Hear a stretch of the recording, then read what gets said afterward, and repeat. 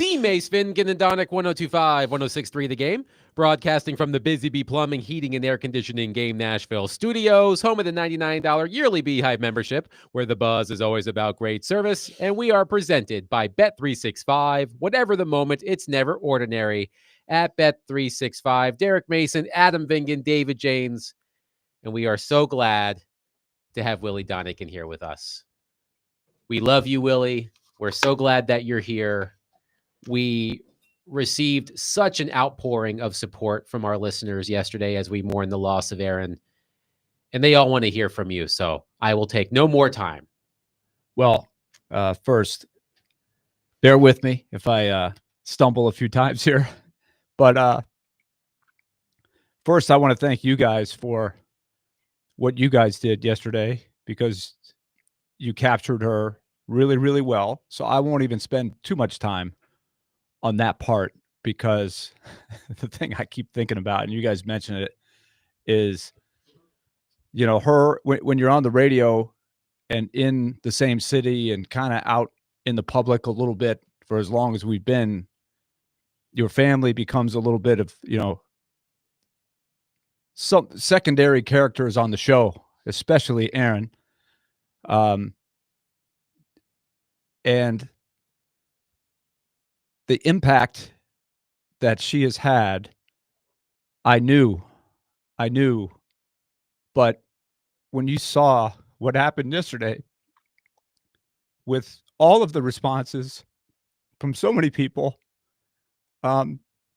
it's like Patrick Mahomes or Connor McDavid or whoever you think the best player is, you know the impact that they're going to have on a game, and yet you're still amazed by it. That was me yesterday.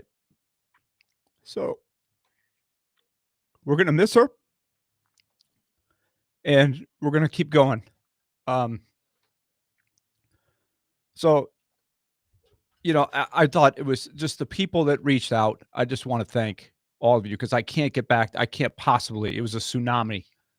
I can't possibly get back to all of you. I've tried to as many of you as I can, who have reached out directly to me or put something on Facebook or Twitter or any of that stuff. So I thank all of you, whether you're a close friend of mine or just somebody that listens to the show or just somebody that met her one or two times, you know, because you hit it. You didn't have to know her very much to know what she was about and get the vibe. And so that was awesome. And especially, I want to single out a few people that I know have experienced loss, because they know what's ahead for us, and we know it's not going to be easy. But we're surrounded by so much support. It keeps us going. And yet we know that there are challenges we can't see right now in the coming months, years, and all of that. So to those people that are clearing the path and paving the way for us with that, we thank you. And then the last part, I don't know if I can get through this, but the people at Vanderbilt Hospital, the doctors, and all the way down, the nurses, and just everybody that works over there, how they go about it every day. And they see people who are going through tough times and how they stand in there. I never knew. I could never appreciate them enough. But going forward, those are people I'm going to recognize for as long as I'm around, because those guys, they're awesome. Awesome. So all of you out there that are going through a fight like that, I know you're surrounded by the best people that are out there. And man, I admire the heck out of those guys and girls. And I want to thank them too. So I'm wrapping that up. And guys, let me tell you, like you said, Adam, going forward, you know, I'm going to be a wreck for a while. But like you guys said, I find peace and solace. I love what I do. And so when I'm on the air, I can get my mind. It's like the reason we love sports. We get our mind off of tough things. So I think I'm going to be all right. If I have to step back every now and then, I will. But I just appreciate and love what I do.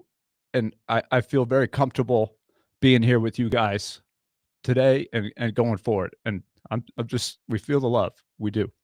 I want to read this text, an outpouring of support again on our text line driven by WilsonCountyHunting.com.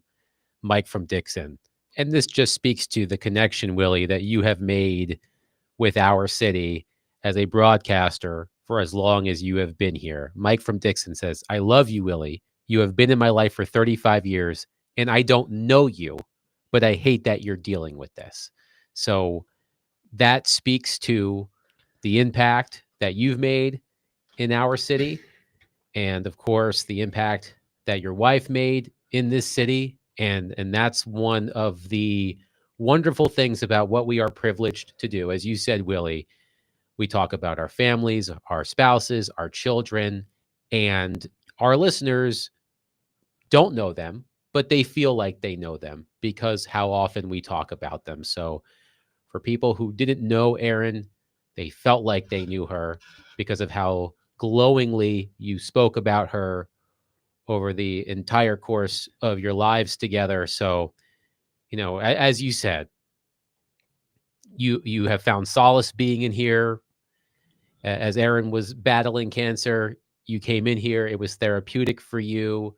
You wanted to talk sports. You wanted to take your mind off of things. So that's exactly what we're going to do. We are going to try to get through this together because we are part of your family as well. So I'm so sorry. Derek yesterday, Derek was Our whole family was listening to you, Derek. Yes. And I'll tell you what, we smiled and we cried, all of us, but you nailed it. Our conversation that you had when you came over to the hospital, it was unbelievable. I will always remember that.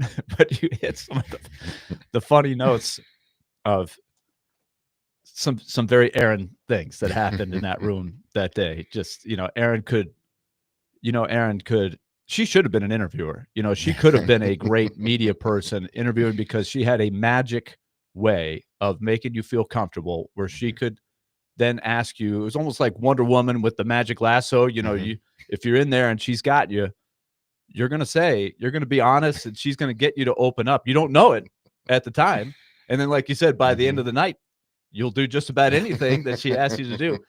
But she just had that. She had that. So I can only hope that my interview skills are anywhere close. I'll try to channel those to give you great journalism when we come down to it. But it's just about making people feel comfortable. And like so many people have said, she could make you feel like $1 million after one conversation, one meeting. Yeah, that was the truth. And, I know you said you're going to be okay. You're going to, you and the family you're going to have your bad days, but you're going to be okay. But I just want to say it's okay to be not okay too. It's fine to be not okay. I think a lot of times, especially as men in the head of the household, we try to be strong for everybody. And, we sort of neglect, our feelings in a sense. And I'm not saying it's right or wrong. But one thing I do know, having been through something like this with my mom, it's okay to not be okay, Yeah. So that would be my, last word in regards to. And you're not alone in telling me that, D. Mason. I think about you and so many people that have been through this, and I'll try to keep that in mind because I do think that's a common theme that we have to admit that it won't be easy. It's all right to admit that you're not feeling great one day. Richard from Smyrna on our phone line, driven by WilsonCountyHunting.com, wants to talk to Willie. Richard, thank you for calling. Please go ahead. Yeah, Willie, I appreciate you. I'm sorry if I get emotional because I'm going through what you're going through. About a year ago, my nephew passed away, and we didn't know what was going on with him. But just know that, yeah, you're going to have some rough days, but you got 1025 The Game family, and I'm one of them because I listen to the show periodically every day. I try to. I watch it on YouTube. I just appreciate you guys so much. And you're gonna be okay, bro. And I don't know your family, that well. I hear your voice. I watch you on when you have the Predators games on. But just keep your head up, dude, because you're awesome. Your family's awesome. I don't know Aaron. I wish I knew. But you'll make it. And if D Mace and the other guy, I can't think of your name. I'm sorry, dude. If you can just get around, if you can just get around Willie and just give him a group hug, dude. And already done, my man. Already done. The first thing I couldn't get even in the door before they hit me. But Richard, hey, I want to say, Richard, thank you. And we're gonna lean on each other. All right, we're gonna do that. All right, I love y'all. All right. Thank you, Richard. Appreciate it. Do you think that we can change the name of the show to D. Mace, Donick, and the other guy? We can figure it out. I've only been on the show for nearly a year, Richard. No, it's totally fine. That's the funniness in the midst of all we of can it. go from DVD to DDT. D. Mace, Donick, and the other guy. The other guy. Yes. All one word. Yes. The other guy. Oh, just having some fun at your expense, Richard. But thank you so much for the call. Yeah, I mean, some other text that we have on our text line driven by WilsonCountyHyundai.com. Adam in Portland says, life is truly unfair, Willie. You are the GOAT. My heart bleeds for you, bro. You're totally right. Dumb sports are amazing days like today. This is the first I'm hearing of this, and it makes me physically ill. I'm sorry. One texter, Caleb here, says 10-year listener, and it's just brutal to hear these things. I've never met Willie either, but I look up to him in certain ways just from the things I've heard from him over the years. One texter says, oh my Willie, I'm so sorry to hear this. I am a former Vandy grad who has watched you since your time at school. It has been a long time. I echo what Adam just read on the air. You are like family, but I have never met you. You make my life better year in and year out. So you have so much support, not just from those of us who know you, but those of us who have, gotten to know you through your time on the radio, calling Predators games. We have Joe is on our phone line, driven by WilsonCountyHyundai.com. Joe, please go ahead. Hey, Willie. I'm just giving you a heads up from Northeastern University alumni. All right. So sorry to hear about Aaron, and I love you on TV. I love you even more that your daughter's a Northeastern alum. Stay strong. Go Huskies. All right. Thank you, Joe. And I am really proud of Evie, who just graduated from Northeastern, and Mahoney. I've got my Dennison hat on. They've been awesome, hanging in there. And again, I had a feeling I would get some support like this, but it still amazes me. And radio is a special, special thing. And Nashville is a special, special place. We all say that about where we are, what we do, but it's so true. And that's going to help us. That's going to help us get through this. Let's go to Eric, our friend Eric on our phone line, driven by WilsonCountyHyundai.com. Eric, thank you for calling. Please go ahead. Really, I just wanted to say, I am so sorry to hear about that. I, of course, have known you for years. I met your wife at a couple of different functions. Didn't know as well as I knew you, but seemed like a warm, wonderful person. Just appreciate just the different times I met you at different functions and just what you mean to the city of Nashville and the radio city of Nashville. And I'm sure you've also heard good friend Ken the mailman. I'm sure he has probably sent you his condolences as well. And just wanted to thank you just for all what you mean to me and what you mean to the city of Nashville. Guys, I don't want to make this about me, but I also just want to say keep me in your thoughts and prayers. I just found out that I've got a tumor in my leg and also tearing my knee, so I'm eventually going to have surgery down the road. So just keep me in your thoughts and prayers. But Will, I just wanted to say I love you, man. Just thinking about you. Guys, as always, it's a pleasure to talk to you. Y'all take care, and we'll talk again soon. Thank you, Eric. Thank you, Eric. The love comes right back at you. And, Eric and Kenny, who he mentioned, they predate me. They have been listening to sports talk radio since before I came on, and I've become one of the senior members of Sports Talk Radio. I feel like I've been on there for a long time, and George Plaster, of course, who's a rock for me as well. He was on for like 4 or 5 years before I was just doing that. But Kenny and Eric would call his show all the time. I was in college. And I remember those guys have been ever present for the journey. They've listened to when our kids were born and when I left the show to get married, all of these things. Like, it's so much history, and that they're a big part of it. So a shout out to those guys.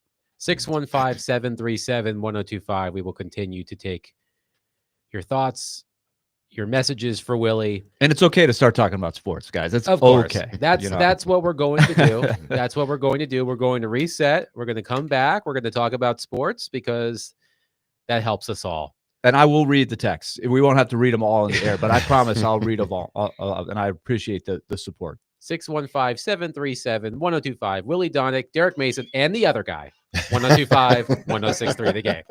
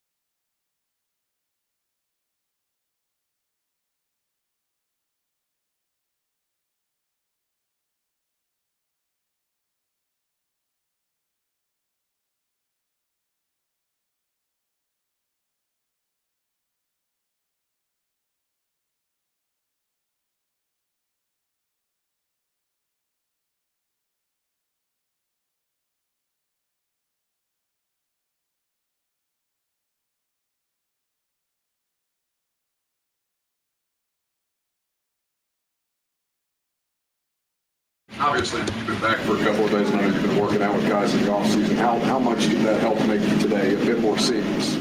Real good, just from understanding how they're going to run their routes, to them understanding, my ball placement where it needs to be, allow them to make plays up the field. But we got a talented group of receivers, tight ends as well, and running backs who can, make plays in the check down game and in the run game. So, just the pieces that we have, I think we're one of the top, we're capable of being one of the top offenses in the league. That was Cam Ward yesterday at practice. I made it out to Titans practice this morning. I regret to inform you that Cam Ward has thrown his first interception of training camp. It happened in 7-on-7s. Cody Barton picked off Cam Ward. Parker Kelly informed me that Cody Barton also picked off Cam Ward twice in minicamp. Teron Davenport, if I recall Teron's tweet correctly, Cody Barton has 3 of the 4 interceptions of Cam Ward in minicamp and now in training camp. So freak out accordingly, as Teron said on Monday. I also want to inform all of you that Brian Callahan was coaching today. His cap was the right way. It was not turned backwards. Derek and Willie have their hats on the right way, so I can take what they're saying seriously. Willie, you missed this yesterday. It was a Jared Stillman special. He did not like that Brian Callahan addressed the team before the first practice, I guess, with his hat on backwards. So we had our I love first. it's the young guy that says this. I like to apologize first, guys. I'm sorry, my hat's backwards right now, so I'm unprofessional. I can't right now. take you seriously, David, as a producer, but we predicted our silliest storylines of Titans training camp earlier this week. You could have given me 5,000 guesses, and I would not have landed on Jared gets upset that Brian Callahan wears his hat backwards. So, But are you surprised? no, absolutely not. I am absolutely not surprised. So, But it's so ironic. He's the youngest host that we have, and he's worried about that. That sounds like a 70-year-old guy. Exactly. You don't wear your hat backwards, son. I do believe he said at one point, would Nick Saban would he have worn his hat backwards? I mean, it's a common debate, right? Yeah. Of how loose can we be with today's, changing with the times and all that stuff. The Yes. bat flip in baseball, like the old school versus, hey, let them express themselves. It's but Jared taking the old man approach. Yeah, taking the get off my lawn guy. Yeah. That's supposed to be neat. So there was a clip within that quote from Cam Ward about how he thinks that the Titans offense is capable of being one of the best in the league. And I am not going to criticize him for saying that. He's full of confidence. He wants his team to also be full of confidence. But my question is, how high can the Titans offense go this season? They are not going to be the best offense in the league. Sorry to tell you, spoiler alert, that's not going to happen. But I am curious about what their ceiling is in terms of their offensive capabilities. Keep in mind, this was a team that scored a grand total of 33 offensive touchdowns last season. I was shocked that there were actually 6 teams in the NFL last season who scored fewer offensive touchdowns than the Tennessee Titans. Jacksonville, Dallas, Las Vegas, New England, the Giants, and Cleveland. So when we look at the makeup of this offense, keep in mind that Bill Barnwell of ESPN.com did this exercise a couple of weeks ago. He ranked every wide receiver, tight end, and running back group in the NFL. The Titans, according to Bill Barnwell, have the worst collection of playmakers in the NFL. So with all that in mind, Willie, when we think about the ceiling for this Titans offense, how high or how low does it go? How low does it go? Right. Does it go?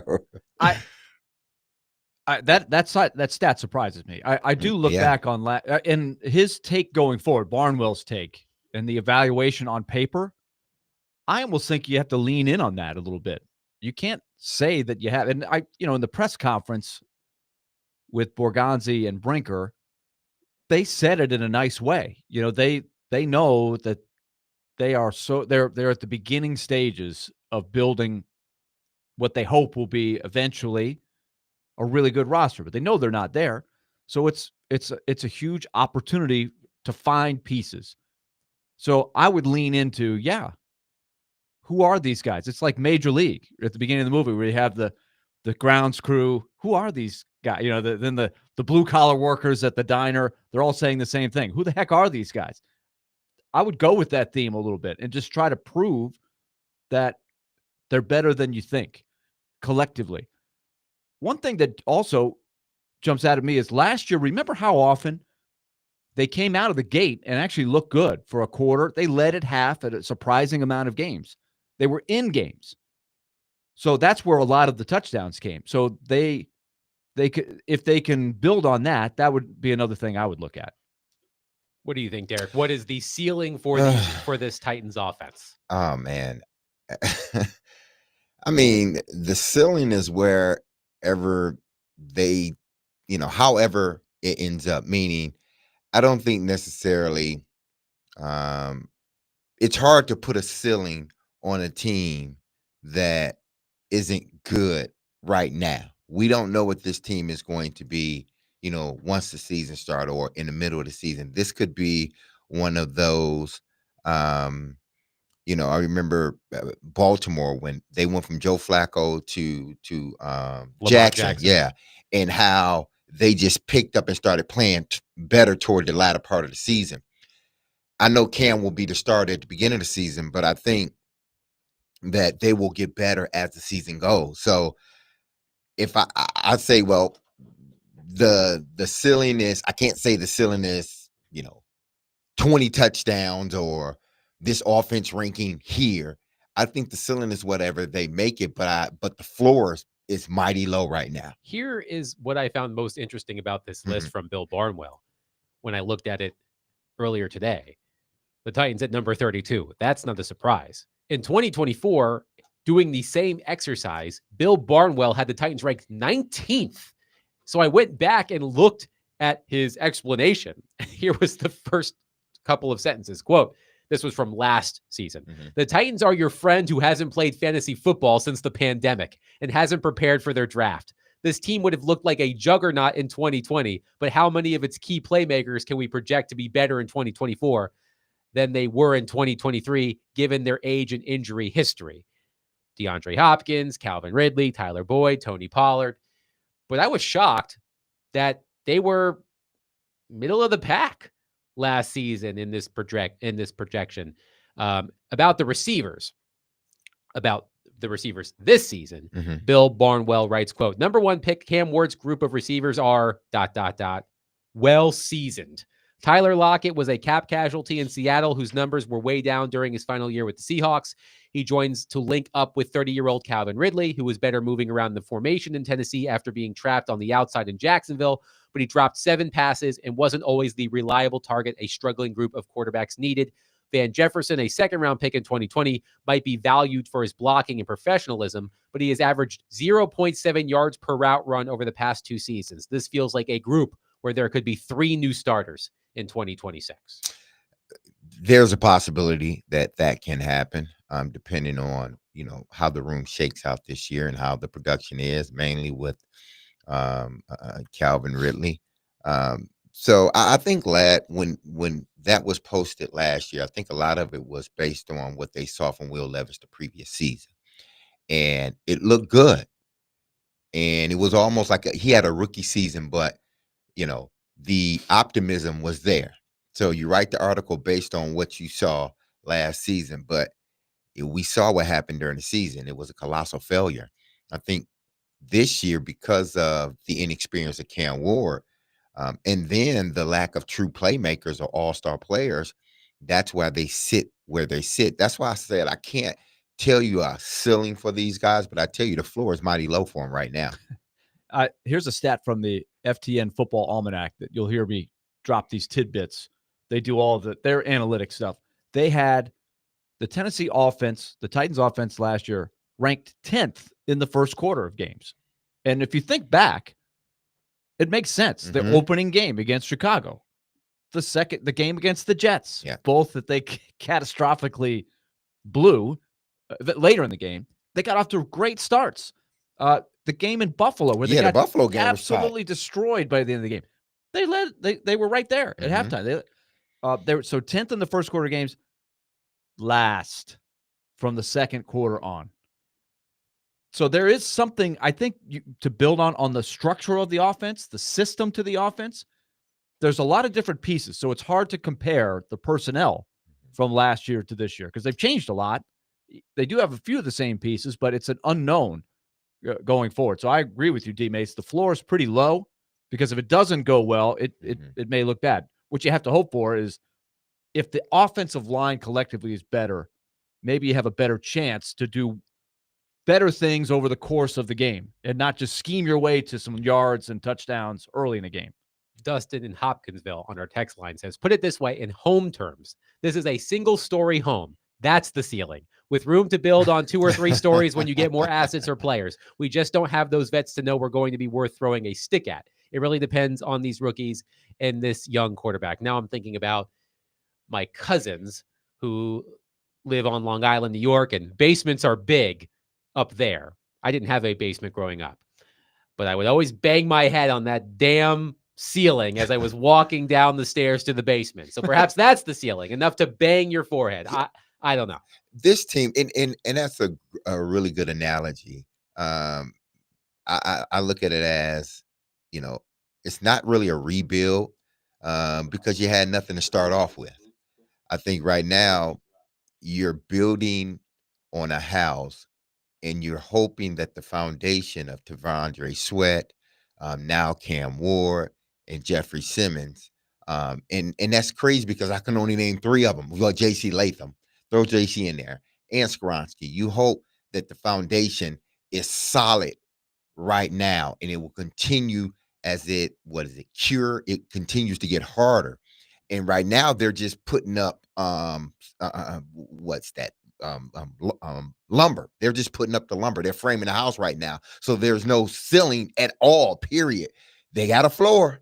It's low, but because they are now just starting the framework, and the framework really isn't there because we don't know what the foundation hasn't cured yet. It's there, but it hasn't cured yet. So when that cures, then they can start building.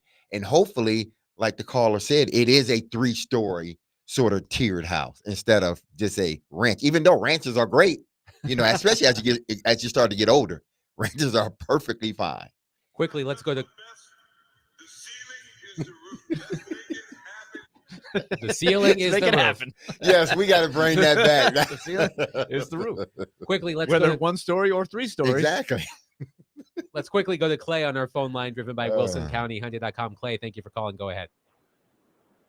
Adam, first of all, today it is about Willie. Remember when you said I called in just to talk to Willie? Well, today it is about Willie.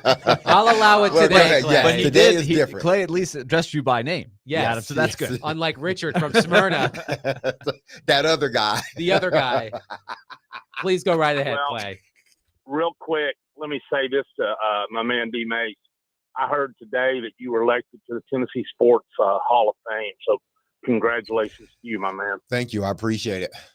You deserve it. Willie, I found out, I think last night, I was talking to a friend of mine, and, I have many friends at Vanderbilt. If you know, since I'm such a passionate Vanderbilt fan, and you and I go back a long way, Willie. And I used to talk to you and George, Did we lose Did Clay? we lose Clay? Clay, are you there? Hello? Yes. Hi, Clay. Go I'm ahead here. quickly.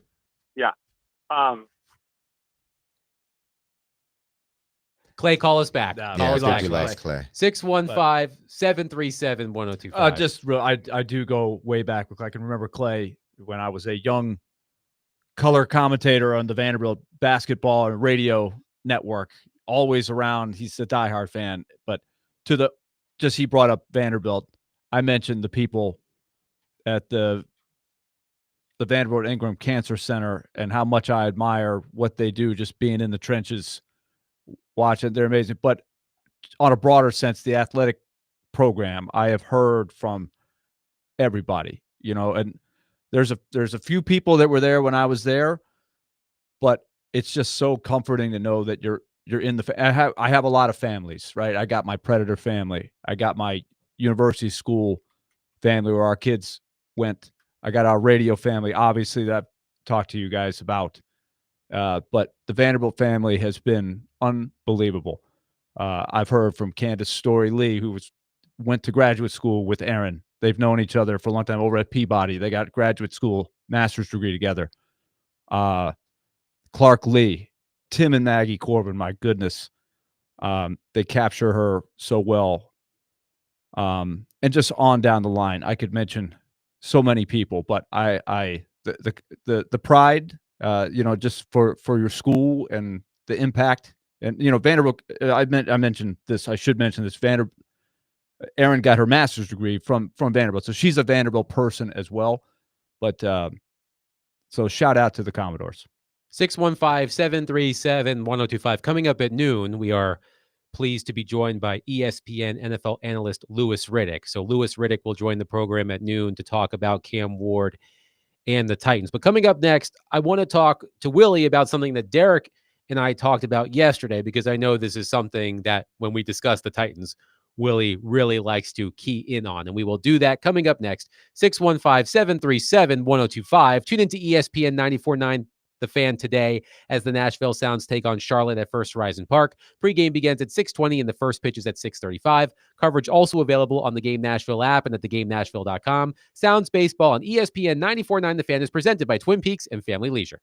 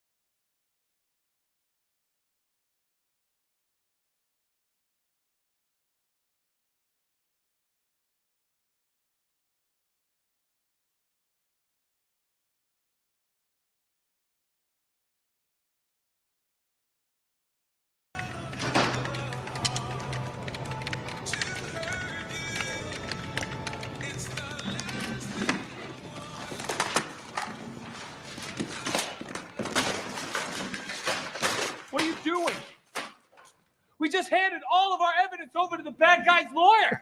Are you a big man? Huh? I'm talking to you. What? You wake up in the morning, you say, I put on my big boy pants. Look, I'm wearing a belt. I got big boy pants on. You put on a little jacket, you go. You take your lunch because you got big boy pants on. You got your big boy pants and your snack. I can say big loud things. I can be demonstrative. Stop. We don't do that. Stop it. This is how you conduct yourself. Are you a big man in a democracy? What the hell are you doing, man? I'm talking to you. What? You wake up in the morning, you say, I put on my big boy angry pants. and Look, yelling all the time. I got big boy pants on. Y'all don't know what that is? Oh man. Y'all haven't seen the other guys? That's the other guy. I have not seen the other guys. You need to watch it. You need to watch it. You would love it. But yes. What are we referencing in playing that clip? You're the other guy. Oh. Yeah. All right, guys, I'm taking the rest of the show off. I see what you did there, Derek. Very good.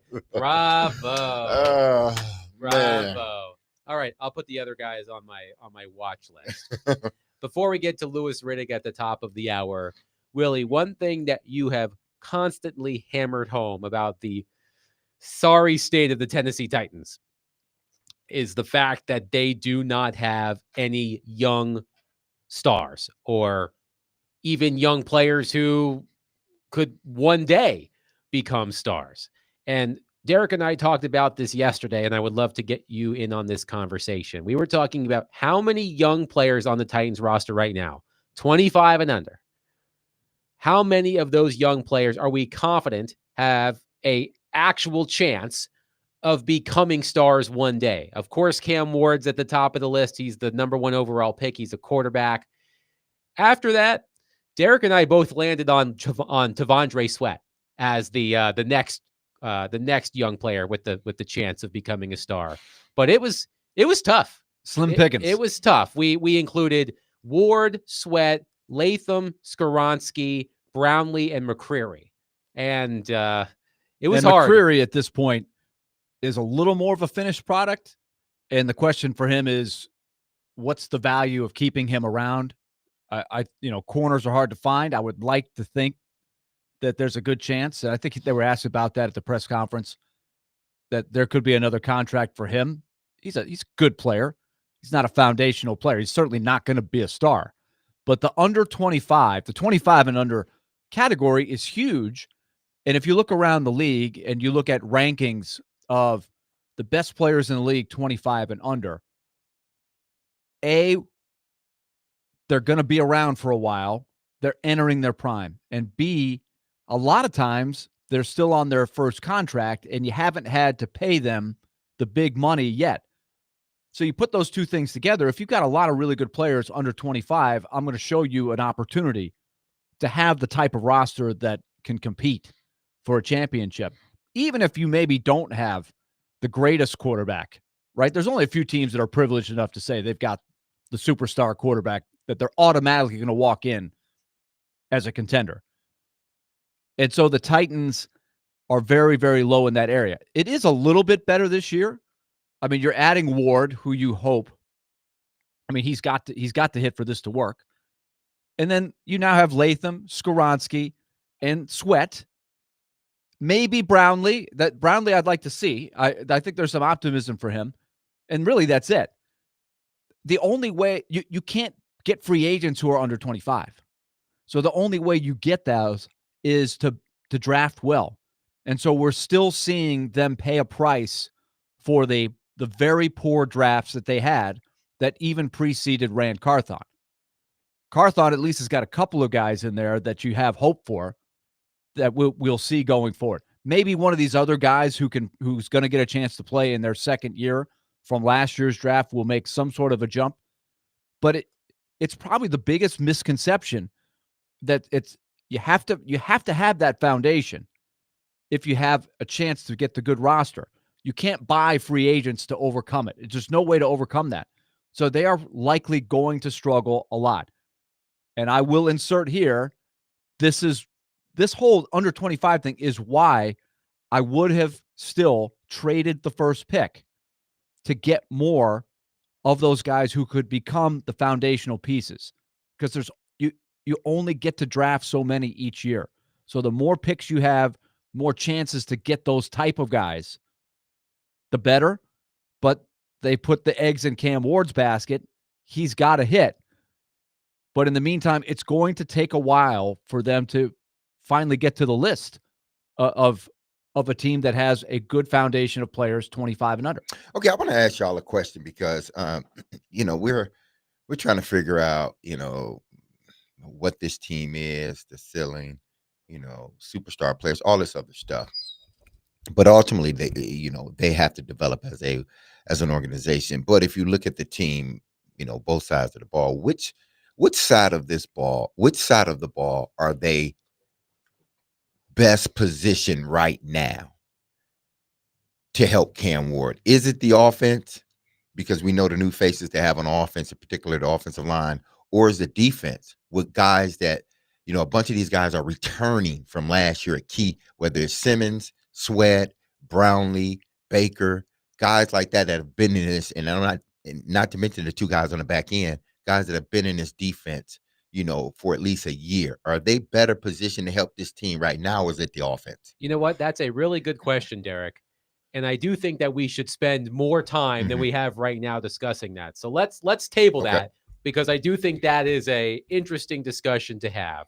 615-737-1025. By the way, Brian on our text line says, I thought with that clip you guys were making fun of Brian Callahan's speech from yesterday. That's what I thought, honestly. I thought that's what Derek was going for, not the other guy's reference. But anyway, we will pick that up in a little bit, because I do think that's a really interesting question. 615-737-1025. Coming up next, we are joined by ESPN NFL analyst Lewis Riddick. I'm looking forward to this conversation. As many of you know, Lewis Riddick was one of Cam Ward's biggest supporters in the lead up to the NFL draft. So we will discuss that and more with Lewis Riddick coming up next. 615-737-1025. This week's Nashville's best deal is Eastside Bowl in Madison, not too far from where Willie and I live. Eastside Bowl is a vintage bowling alley, music venue, lounge, and arcade designed by locals for locals. Get 2 hours of bowl plus shoe rentals for up to 6 people for just $45 while supplies last. Go to thegamenashville.com/deals to get yours now.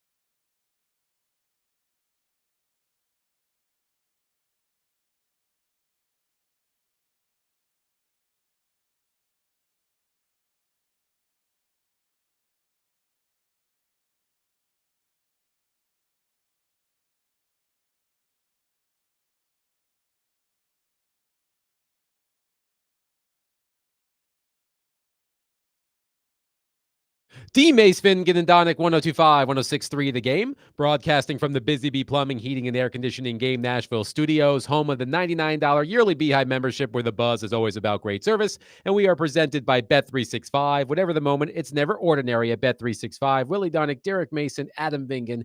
Pleased to be joined by ESPN NFL analyst Lewis Riddick. Lewis, thank you so much for your time. How are you? I'm good. How are you? We are doing great. Thank you so much. So, you were one of Cam Ward's biggest supporters in the lead up to the NFL draft. Yeah. You also said Ward reminds you of Patrick Mahomes in some aspects, which turned a lot of heads around here when you make that comparison. What specifically reminds you of Mahomes when you watch Cam Ward? Well, it was two things. One, his playing personality reminds me of Patrick, being that, look, Cam has a very short memory. He's super confident in his ability to make every throw. And even when he wasn't successful in making the throws that he wanted to make, it didn't deter him from continuing to fire and continuing to, push the limits of what he is capable of doing. And that's unique. Some people get gun shy.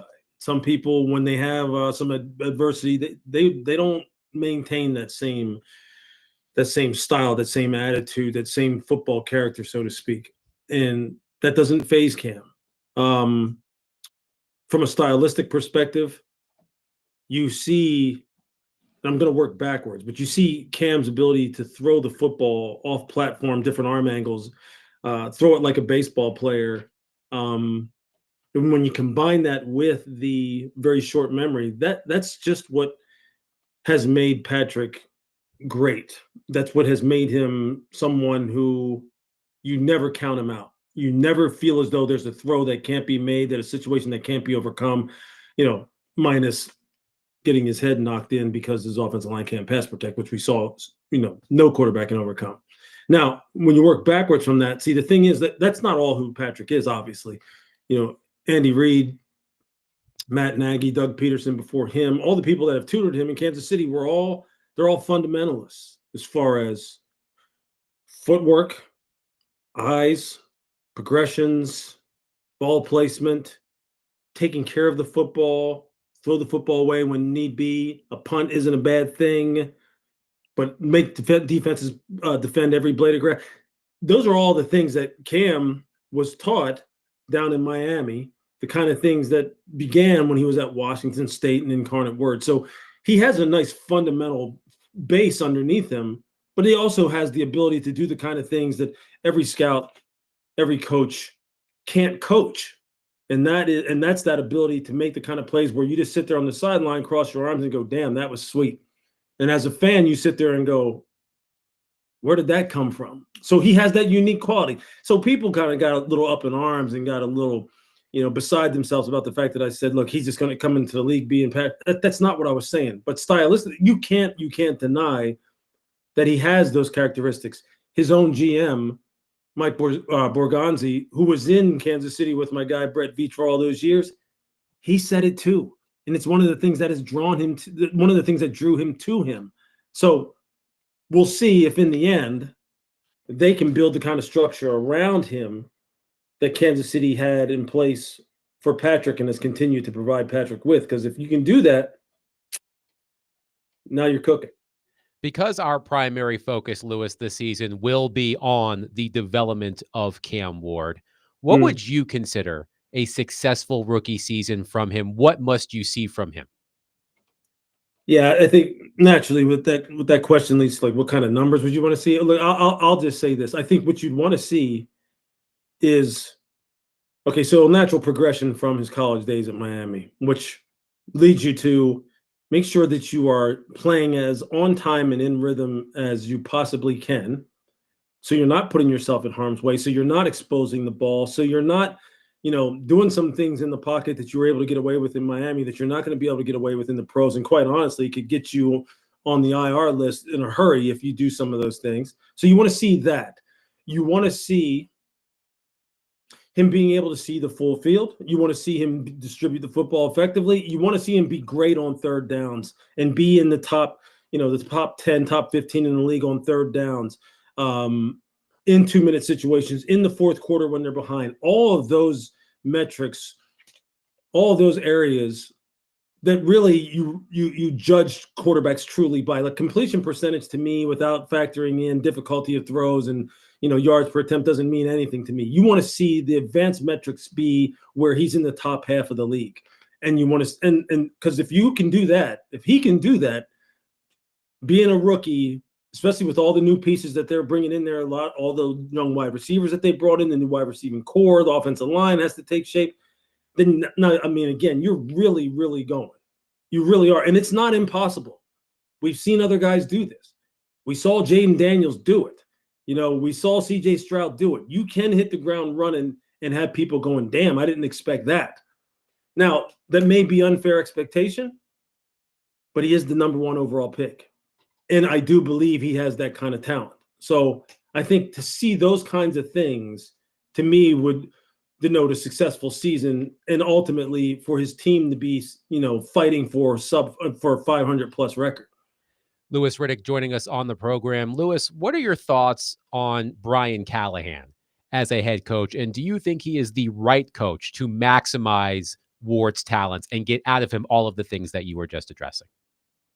From a personality and demeanor perspective, he is one of the most enjoyable people to talk to of all the guys that we've sat and talked to in my time, doing live games and talking to these guys in production meetings as I've ever talked to. Very even keel, very knowledgeable about the process that it takes in order to build a quarterback from the ground up, manage him during the game, stay in tune with him during the game,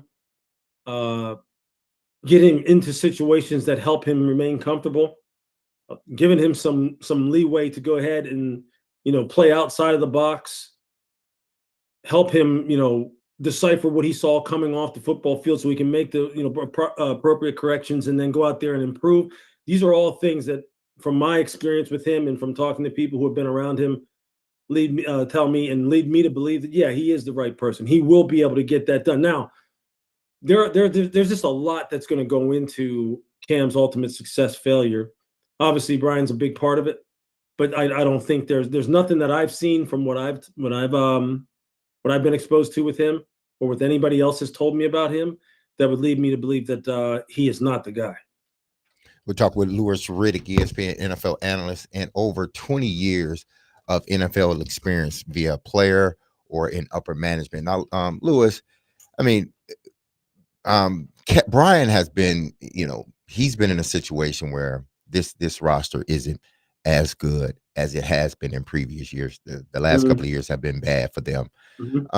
Now, upon taking his job and knowing that he's coming into his second year, it's almost like a lame duck situation, so to speak, with him. So what is it outside of, because a lot of this is about development. And I know when you get into it, the records mean a lot for the people here in the city. But what you want to see is the development. And Borgonzi and Brinker talked about that yesterday. I want to know, you've watched this team. Where are they best situated right now? Is it on offense or defense that's going to help their young quarterback?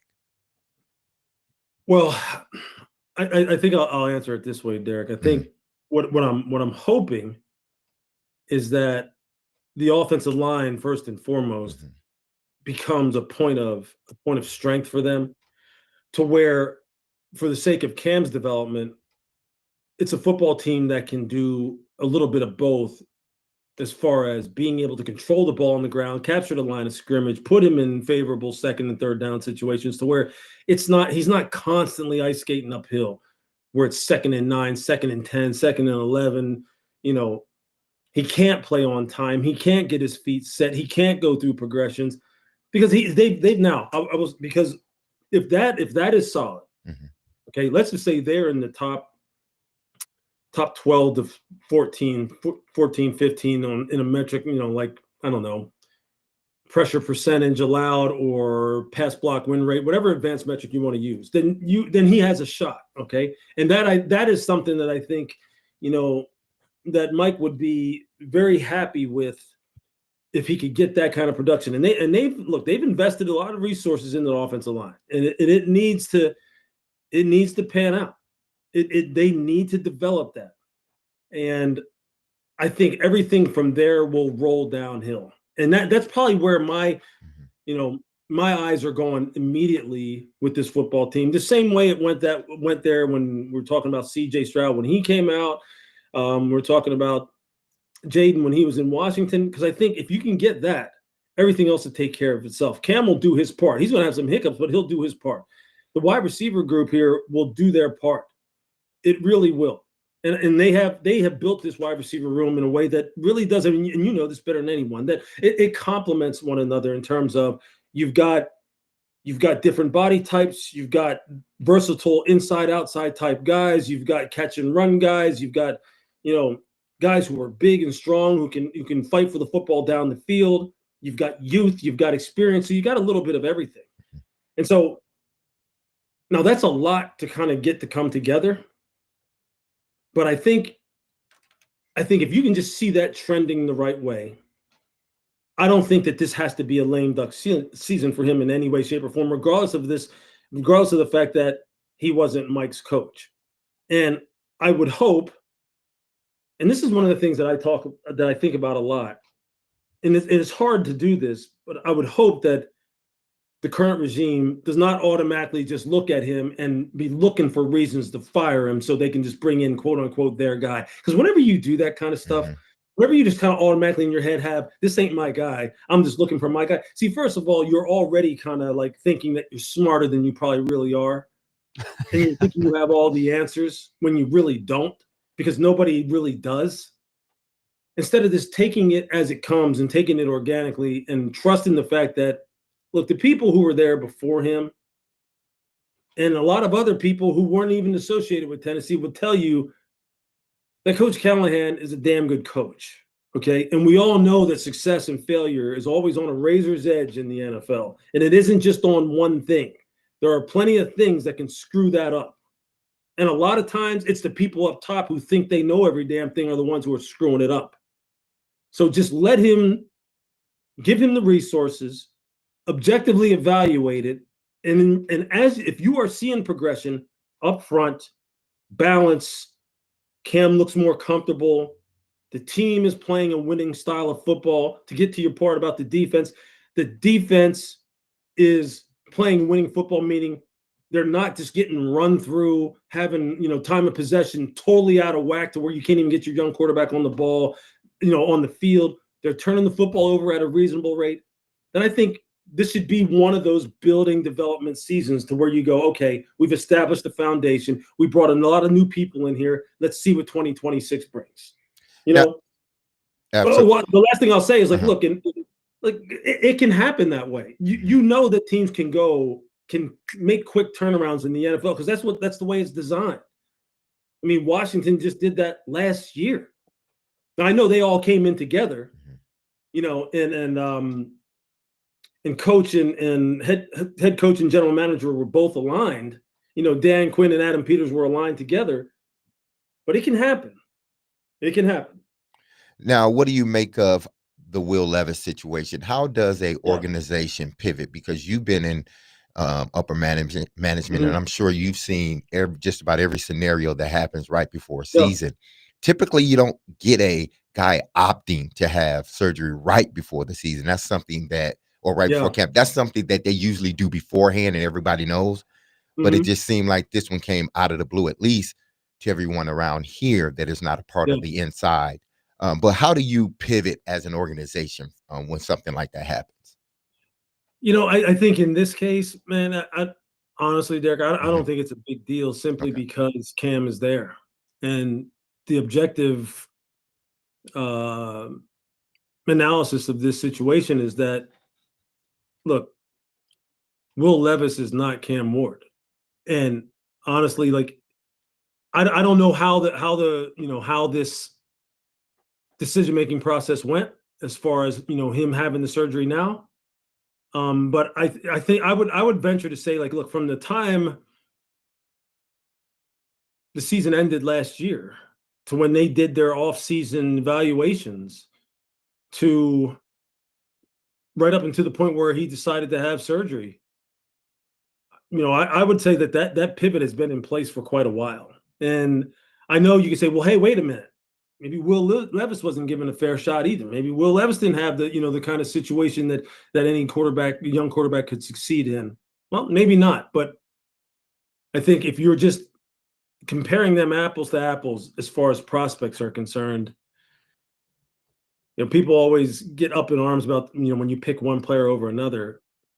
Look, I like Will Levis, and I know that the previous regime liked Will Levis. I know they thought he had some redeeming qualities. He is not Cam Ward. So I hate the fact that he's injured. I hate the fact that he wasn't able to really take advantage of his situation as a second-round quarterback and someone who had opportunities to start and become a solid starter in the NFL. But for me, look, it is what it is, man. You're trying to level up all the time in the league, and Cam is just a better prospect. It's just as simple as that. And how it's come about that he has got this surgery now, or whatever decision, however the timeline worked out, to me, ultimately, once the games kick off, it ain't going to really matter. It's not going to really matter, because I think if you watch Cam at Miami, you watch him at Washington State, you watch Will at Kentucky, you watch Will's his time so far in the NFL, you'll see they're on different levels, dude. They're on totally different levels. So that's their job as a front office. That's their job as an organization, to put the best product out there on the field. And Cam Ward gives them an opportunity to have a better product out there on the field. Lewis Riddick from ESPN is with us. Great analysis. One quick follow-up on Levis, and put a GM hat on, Lewis. Yeah. He goes away for a year, Levis. Mm-hmm. We recalibrate the expectation level. Hopefully, Cam Ward gains his footing. You would still have Levis under contract for a very inexpensive price. Could you see the two coexisting if both parties were comfortable about accepting the role? Could Levis be a viable backup for the Titans when he comes back in a year? Yeah, I mean, look, if I'm Will Levis, I'm thinking, look, I was dealt kind of a little bit of a raw deal. Like I didn't get a chance to be in a situation that totally maximizes my abilities. And I haven't maximized my abilities. And maybe it's time for me to get a fresh start and find a different situation to where I know, maybe I can compete for playing time. He ain't going to compete for playing time in Tennessee. So I don't think he would want that situation. If I were him, I wouldn't want that situation. I'd want to go somewhere else. And that's not because I'm, running from the competition. I mean, I'm just looking for a fresh start in a new place. I wouldn't want to just already, given the short amount of time I've had in the league, to say, well, you know what? I'm happy. I'm a backup. I'll just be a backup. No, I wouldn't do that. There's enough recent examples of guys who've had to move around a few times in order for them to really find their footing, and something clicks to where, and you sit there and you go, damn, where'd that come from? Like we didn't expect that. After year one, year two, people had already kind of written their career, their career story. And that it's just too soon to do that. And for Will, it's too soon to do that. I don't believe he'll be as good as Cam can ultimately be if they were both put in the same situation. But if I were him, I'd be looking to move on. Now, we'll see if Tennessee grants him that, if they look at it the same way. That'll be an interesting one, though. One more for you that I didn't feel like got talked about very much from the national perspective at the time, because the whole Shedeur Sanders phenomenon and when was he going to be picked. But what they said afterward, they clearly fell in love with Cam Ward, and they fell in love pretty early with him.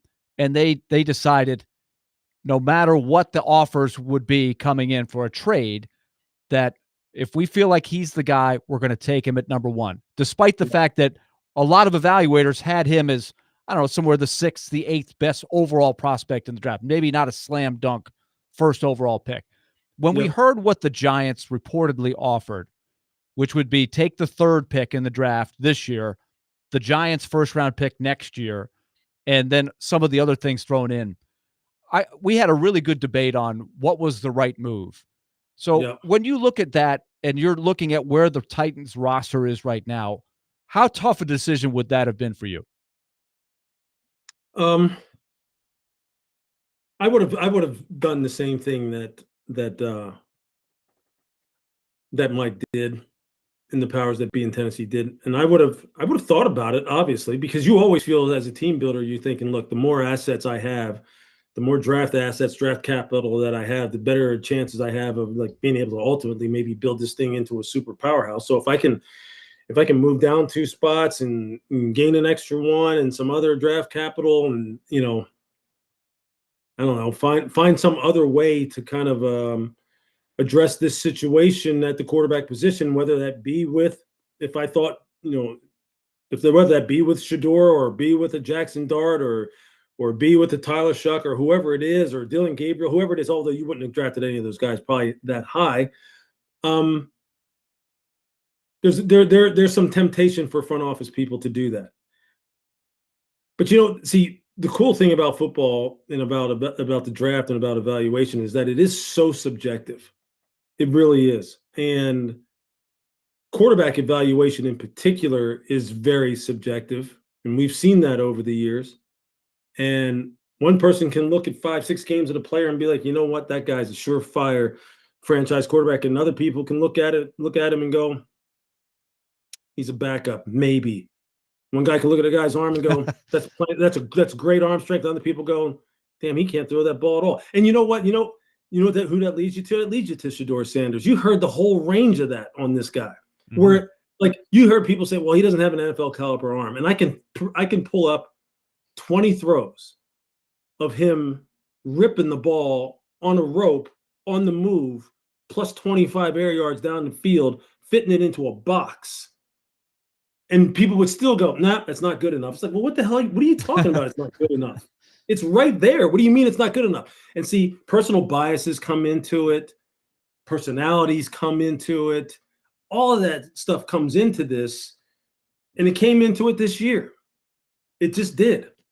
Now, getting back to the Cam Ward, the good thing for me is I got a chance to see this guy 3 times over the past 2 years live and talk to 2 different staffs about him and go to his pro day. So I got about as much information as scouts got on the guy, okay? And talk to his mom and dad, everybody. I would have taken him. It would have been like, yo, you're going to have to give me all your picks. You're going to have to give me a Mike Ditka style type draft haul in order for me to move off of this. Because the kid is nothing but he's all football. He's no nonsense. He's an alpha, no bullshit leader. And he's got exquisite physical skills for the quarterback position. Is he Jaden? Is he Lamar in terms of running stop? No. But you know what? He don't need to be.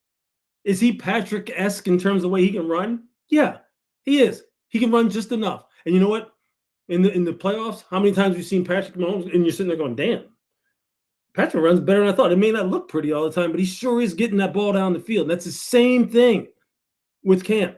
And see, I just love the guy. I love the no bullshit, no nonsense guy.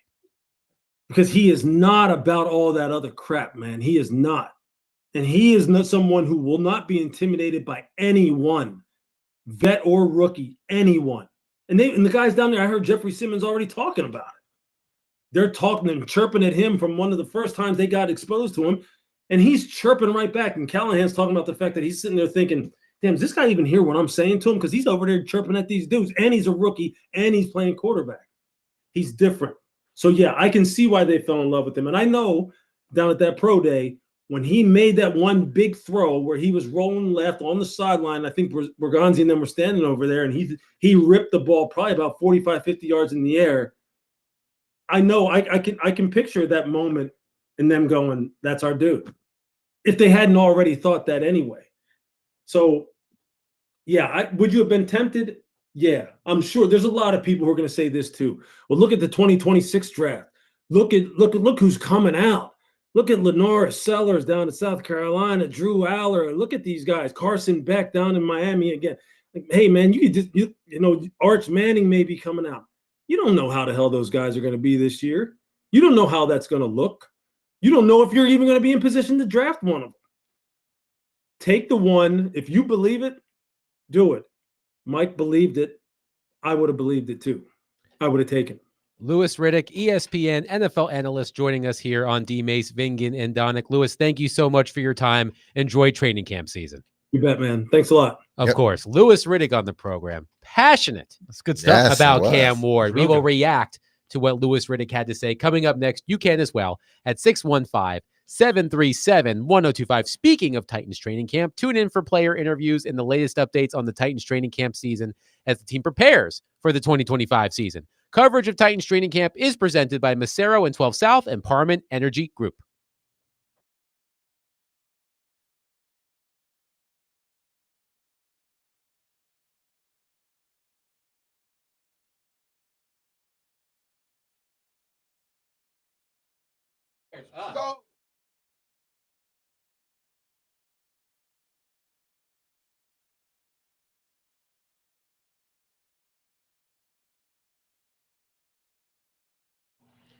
All right, let's talk Loan Pronto, 615-499-5780, loanpronto.com.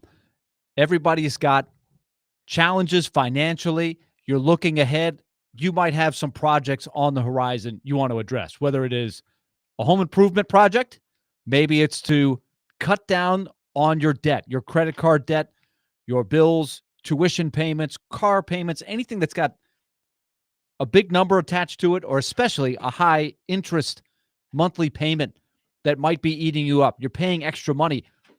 You can get in a much better position through Loan Pronto and the Rapid Equity Loan Program. Loan Pronto is really good as an engine. They're going to guide you through this. They're A+ rated by the BBB, and they have nearly 2,500 5-star Google reviews. Your home equity is yours. Find out how much you qualify for, how much you need, and whether you can save money month to month with their program. So many of their clients do, and it's big numbers. They get in better situation with debt relief. 615-499-5780 or loanpronto.com. Equal housing lender, NMLS 166-1781 on approved credit, and MLSconsumeraccess.org.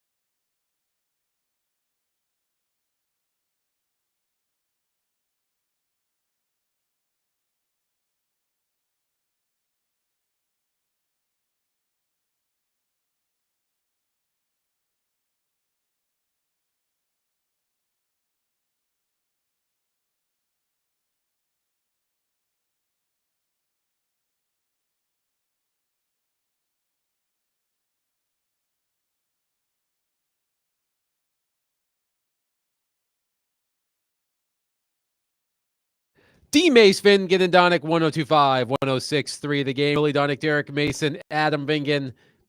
Insightful interview from ESPN NFL analyst Lewis Riddick.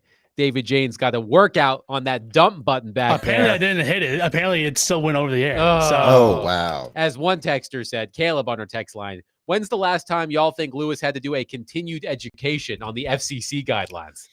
It's been a good minute, but listen. He's passionate about Cam Ward. About Cam Ward. He's passionate. He used bull snickles twice. Well, let's go with the abbreviation BS. Yes. No BS. Bull snickles. I prefer bull honky. Horse feathers. Oh my goodness. Yeah. So I've heard worse. Fertilizer. On the air. Matter of fact, I heard it yesterday when you were playing clips. When I played worse. that matchup of Jared. Exactly. I heard worse. So yes. Please. No, but the interview was interesting because I think Lewis Riddick went across the gamut with the Titans, and I think people wanted to hear his assessment of Cam Ward, and he gave it to us. And I agree with him that, if you felt this was your guy, then you draft him. You can't hope and say, well, next year's class is going to be great. We're going to be in a position to draft, whoever you think is number one, we're going to be in a position to grab that guy. You may not be. So why pass up what you have evaluated and said is your guy? Why pass him up to hopefully get, another guy that hopefully, pans out? So I was in agreement with him with that. And then the Will Levis stuff. I said it yesterday, and I will continue to say it. I've said it before yesterday. The minute they drafted Cam Ward, Will Levis's days were numbered. They were. Especially as a starter, he was done. He was not going to be a starter unless something happened to Cam Ward. Knock on the wood, it won't. It will not. But outside of that, he was not going to be a starter in this organization. The best thing for Will to do is compete. Go out there and do what he needs to do. And then when his opportunity comes, ask for a trade, but not not via, the newspaper or Twitter or anything else. Ask for a trade behind closed doors, see if they can facilitate that and move on, because your opportunity to be a starting quarterback isn't going to be here. You may be able to play somewhere else. So get on it now. That's why I think he chose to have the surgery. I truly believe that he's going to be ready to throw before the season ends, and he's going to show everybody via X, formerly Twitter, or Instagram. He's going to show everybody I can throw the ball now, and hopefully he can facilitate a trade come next season. Willie, 2 texts back to back on our text line driven by WilsonCountyHyundai.com from Adam in Portland. Badass interview. Lewis Riddick has been my GM pick the last few years. Super smart guy. Another texter. If everyone was so sure about Ward, why didn't anyone offer the House Ditka style like Riddick mentioned? Makes it seem like no one else truly was sold. Well, I think if you look at the offer that was reported, that was a good offer. Nobody has ever done what Mike Ditka did before or since. Yeah. In fact, I'll never forget. Floyd Reese was on our show shortly after that draft. Of course, he was the GM for the Titans at the time, and he would come on, and he laughed. He was like, "Now, if anybody offers me their whole draft for one guy, he wouldn't bat an eye." That was Ricky Williams. When Ricky Williams, yeah, Mike Ditka offered his whole draft for Ricky Williams, and which included their first round pick, which I think ended up being Champ Bailey. Right, Washington got a pretty good player, Champ Bailey, and every pick that the Saints had in that draft. So that's extreme. I do have, here is the list. 1999 first round, 1999 third round, 1999 fourth round, 1999 fifth round, 1999 sixth round, 1999 seventh round, 2000 first round, 2000 third round.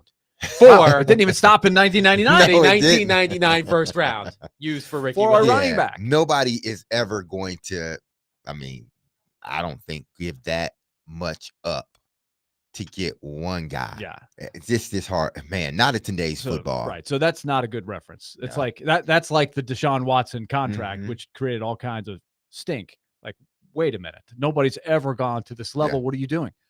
But I do think if you look at what the Giants offered, it was a good offer and worthy of consideration. I would have pounced on it. But this is the dilemma that I brought up with the data. What does history show? What did the analysts think at the time? Because as glowing as Lewis Riddick was about Cam Ward, most of the other evaluators didn't have him quite that high. But certainly Riddick is in lockstep with what the Titans thought. But there's so much that goes into one pick and one guy as opposed to a lot of other high assets that you're not otherwise going to get. So I think it's a little more complex than I do think the offer was pretty high.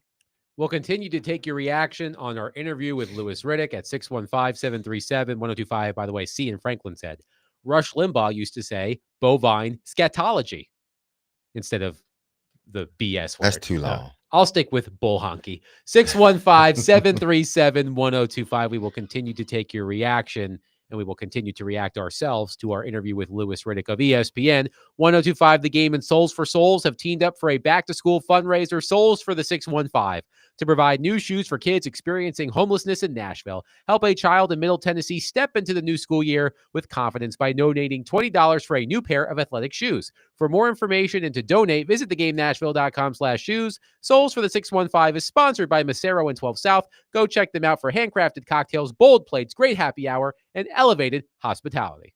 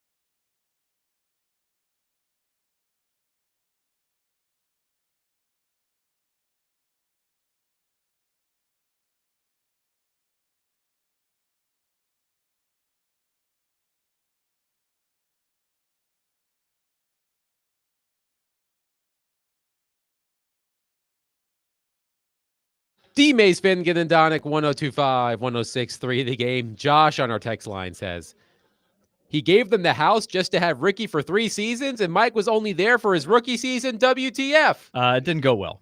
No. It didn't go Not well. at all. Ricky Williams was certainly not a bad player, No. but he was not worth that. So one texter. He did like to Partake. to a fault. Yes. Where it affected him on the field. I mean, you can partake as much as you want as long as it doesn't Exactly. lead into your career. Like the end of the next episode, right? Yes. Hey, smoke weed every day. This is not an endorsement. I'm just singing the song. But didn't Ricky Williams have to sit out for a long time? Yeah, because it was illegal Yeah. and he tested positive, so he had to sit out. He took it with stride and kept doing his thing. Yeah. So one texter, in reaction to our interview with Lewis Riddick, and we will post that immediately. It was a great interview with Lewis Riddick. One texter says, quote, Ward would have been like the 5th best quarterback in last year's draft, which is something we've heard a lot. That was a whole mantra. And he is not Jaden Daniels. Daniels ran for 1K plus his last year at LSU. Watch Jaden took his team to NFC Championship game. Ward will take his team right back to a top 5 draft pick next year. So, Willie, you have the FTN Almanac up. I know that you treat it like gospel. And you know what? It's good. I like it too. You have shared it with me. I find it incredibly fascinating. But they do actually have a metric to compare college quarterbacks coming into the NFL. So what did FTN Fantasy say about Cam Ward versus Jaden Daniels and others? I've always admired that they used to be called Football Outsiders. And when D. Mace was playing is when I started reading this stuff. So it's just a baseline for me. Treating it as gospel. I don't know if that any one set of numbers can be treated as gospel. I was being a bit right facetious, but I do lean on them for a reference point because I have learned at least some of their language and it's very complex. But what they try to do, as hard as it is, it's a hard job, is to take a quarterback's college numbers and project how it will translate to professional play. And they've tweaked their system. They call it Q-base projections. And I was surprised to see that since 2021, Cam Ward has the 4th highest QB projection of any of the QBs. Now, this is the list. Trevor Lawrence, number 1. Mm-hmm. Caleb Williams, number 2. Zach Wilson, number 3. Yikes. Oh, boy. Yeah. Jaden Daniels, number 5, right behind Cam Ward. Remember, this is only based on your college numbers. Yes. Nothing that happens when you step on the pro field. Bryce Young, 6. Justin Fields, 7. J.J. McCarthy, TBA, 8th. Jackson Dart, 9th. Trey Lance, C.J. Stroud, Drake May, Kenny Pickett, Bo Nix, Mac Jones, Michael Penix Jr., and last, Anthony Richardson. So it values a lot of different things, but experience, accuracy, your running ability. And so they did in their analysis of the Titans, Ward and the comparison to Daniels, because Daniels is the target, right? You'd love to see what a guy looks like if he does anything close to what Jaden Daniels did. He said, and so they say, and I'm reading right out of the preview here, the easiest comparison to other recent prospects is Daniels. Like Ward, Daniels transferred in the middle of his career. Remember, this is only focusing on what a guy did in college. They are putting aside what Daniels did last year, but they still see a comparison between Daniels and Ward. They transferred in the middle of their career, something that used to be a rarity, but now it's becoming fairly common in quarterback prospects. Like Ward, Daniels had the blow-up senior season against the backdrop of an impressive but not overwhelmingly good college career. Unlike Ward, Daniels was completely ridiculous as a rusher. Texter just mentioned this, right? His senior season at LSU, Daniels probably won the Heisman not only because he was a great passer, but also he ran 135 times for 1,134 yards and 10 touchdowns. Ward, and it should be noted that sacks count as rushes in college stats, rushed for only 406 career yards in 3 years of FBS competition. So you throw out incarnate word there. That's where the comparison falls apart. So I do think, and Riddick mentioned this in his interview, that he thinks that Ward runs just well enough. It's a guy like Patrick Mahomes. And I'm sure when he was saying that, I know my flashback mind went to one play, the AFC Championship game. And I've always felt this way about Mahomes. When he starts running, he's got that weird running style. It's all over. It's all arms and legs. He's upright. And you're like, it doesn't look like he's getting anywhere, but nobody's tackling him. So if Ward could be like that, I would take that. But he's not going to be using the run as a weapon like Daniels. There are two different type of quarterbacks, Daniels and Cam Ward. Daniels is more so in the line of a Steve Young type of quarterback, not a lefty, but a Steve Young type of quarterback that can run and shows that he can run, but he's looking to pass first.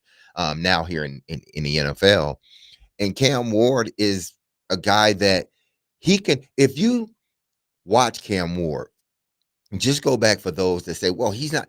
Watch him. He can run, but he's Warren Moon. That's what he is in a sense. He is a guy that he's an extreme pocket passer. And I'm sure Warren in his early years, he can run if he wanted to, but he wanted to throw the football out of the pocket. That's where, to him, he was most effective. I think Cam Ward, if you watch his college career, not to say he couldn't run, because I can show you clips of him running effectively.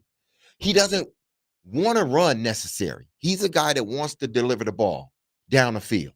So just because he didn't do a lot of it in college doesn't mean he can't do it.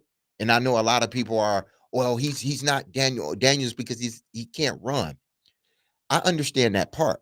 It's not that he can't, he just chooses not to. We'll find out very quickly whether he can run or not in the NFL, because every quarterback finds out, are you a guy that can elude the rush and get some yardage if you need to, or are you a guy that we got to max protect and hope that you can get outside the pocket and run? Peyton Manning was never a runner, ever in his life. Everybody knew it. But there's other guys that you say, well, I mean, he can run if he needs to, but he's not a runner. Joe Flacco was one of those guys. He wasn't a runner, but he ran effectively when he needed to. I think we would all agree Ryan Tannehill became a very smart and effective runner. He wasn't looking to run, but, man, when he decided to run, he was efficient. Yes. Willie, yesterday, Derek and I were talking about the type of season Cam Ward can have that will make Titans fans feel confident that he is the answer at quarterback moving forward. And I brought up Drake May because when you look at Drake May's numbers, simply at the numbers, they were not astounding. No. He threw for roughly 2,300 yards, 15 touchdowns, 10 interceptions. He did not win a lot of games. I believe he won 3 games as the starting quarterback for the New England Patriots. Now, Drake May could use his legs. He ran for more than 400 yards and had 2 rushing touchdowns. But I think of the play here in Nashville in the Titans overtime win against the Patriots to set up the game-tying touchdown to force overtime. So I said to Derek, and I'll ask you the same question. If Cam Ward has a Drake May-like statistical season, but passes the eye test, because I think people who watch the Patriots would say Drake May passed the eye test as a legitimate number 1 starting quarterback. Would Titans fans be okay with that? Would you be okay with that as a barometer for Cam Ward? I would. Here's the FTN Almanac evaluation of May. I'm just going to read you one paragraph, and you tell me if you would take this in a year over Ward. Here is their evaluation of May. And this puts the numbers aside. This is just taking the numbers and then making this assessment. Behind a horrible offensive line, throwing to bad wide receivers, Drake May managed to impress his rookie season. He wasn't perfect, held the ball too long, refused to check down as often as he should have. He consequently took too many sacks, had the 11th highest turnover-worthy throw rate. But the good was great. He was second in scramble yards, second in scramble value above average, DYAR is what they call it, 4th in highlight throw rate. I don't know what that is, but you see what I'm saying. He flashed brilliance, right? An improved offensive line and receiving core should help him accentuate his strengths and alleviate his weaknesses. Now, it's not going to be exactly like that, but some of that stuff would sound familiar, right? Questions you would have of any rookie. And certainly you hope the offensive line is further ahead to start for Cam Ward, the receivers, et cetera, and the things that commonly go wrong for rookies. You're going to have some of that. But would you take that paragraph right there? Yes. After 1 year? I would. I would. One texter, Stephen from Clarksville, says, is it just me, or does it sound like you're still trying to legitimize drafting Cam Ward at the number 1 overall pick? If so, there should be concerns. I don't think the Titans are trying to legitimize. We're just. He meant us. Oh, yeah. I mean. You know me. I still say they should have traded the pick. I will stand. I have to stand by that. Go back and listen to the show after the draft. Yeah. And I've always stood on, if you believe he is the guy, then you draft him. I'm not trying to convince myself or relitigate any of this, but these are the questions that are out there still. Not necessarily to a point where people are still, should they have or should they hadn't made a deal. Only time will tell. And if it's going, if the trajectory of Cam Ward is progressing, then people are going to say, good, they didn't make that pick. They didn't make that trade. But if it's not, then obviously people are going to go back to, well, the Giants offered yada, yada, yada. And listen, you're not going to be wrong. So let's just wait, in regards to that, whether they should have done it or not. I understand it's going to continue to be a talking point right now, but we're talking about it because we hadn't talked with Lewis Riddick, since the draft in the Cam Ward, and we know what he said about him prior and leading up to the draft. We just wanted to hear, now that he's with the Titans, do we still think that it was the right move to make? And under those circumstances, if he was the GM, would he have, did what Brian Callahan did? And he said, yes, I would have did what Brian and Mike did and Brinker in drafting Cam Ward. So I'm not trying to convince myself. I still stand on, if the Titans believe that he was a guy, then take him. 615-737-1025. We will continue to take your reaction to our interview with Lewis Riddick.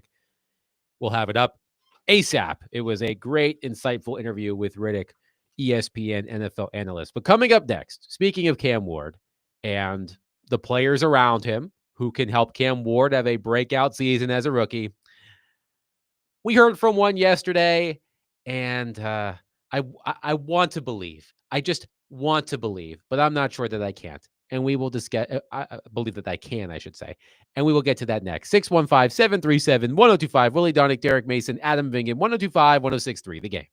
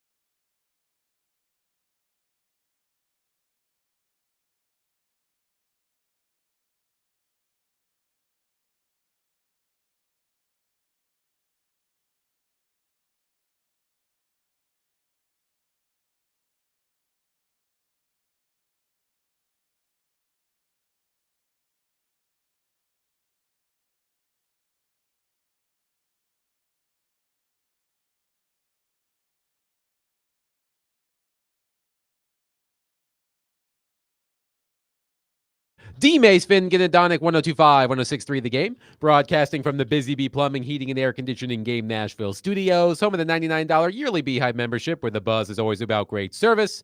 And we are presented by Bet365. Whatever the moment, it's never ordinary at Bet365. Willie Donick, Derek Mason, Adam Vingan, and David Janes here with you. So Titans, today was day 2 of practice. No pads today. I did go out there and sweat a lot. Profusely. Yes, absolutely. Now, Adam is famous, everybody, for showing up at the hockey rink when it's 50 degrees. With shorts on. With shorts, flip-flops, short sleeves. I don't wear flip-flops. Okay, maybe not flip-flops. I am anti-flip-flops. But definitely shorts and no layers. One shirt. While the rest of us are bundled up. D-Mace will bring in the heated blanket. Oh, I got it all. I'll bring in like 5 layers, as I'm famous for. I don't know how Adam does it. So translating that to what you're like on the football field, like I don't like you can't go any lower. Exactly. You'd have underwear on.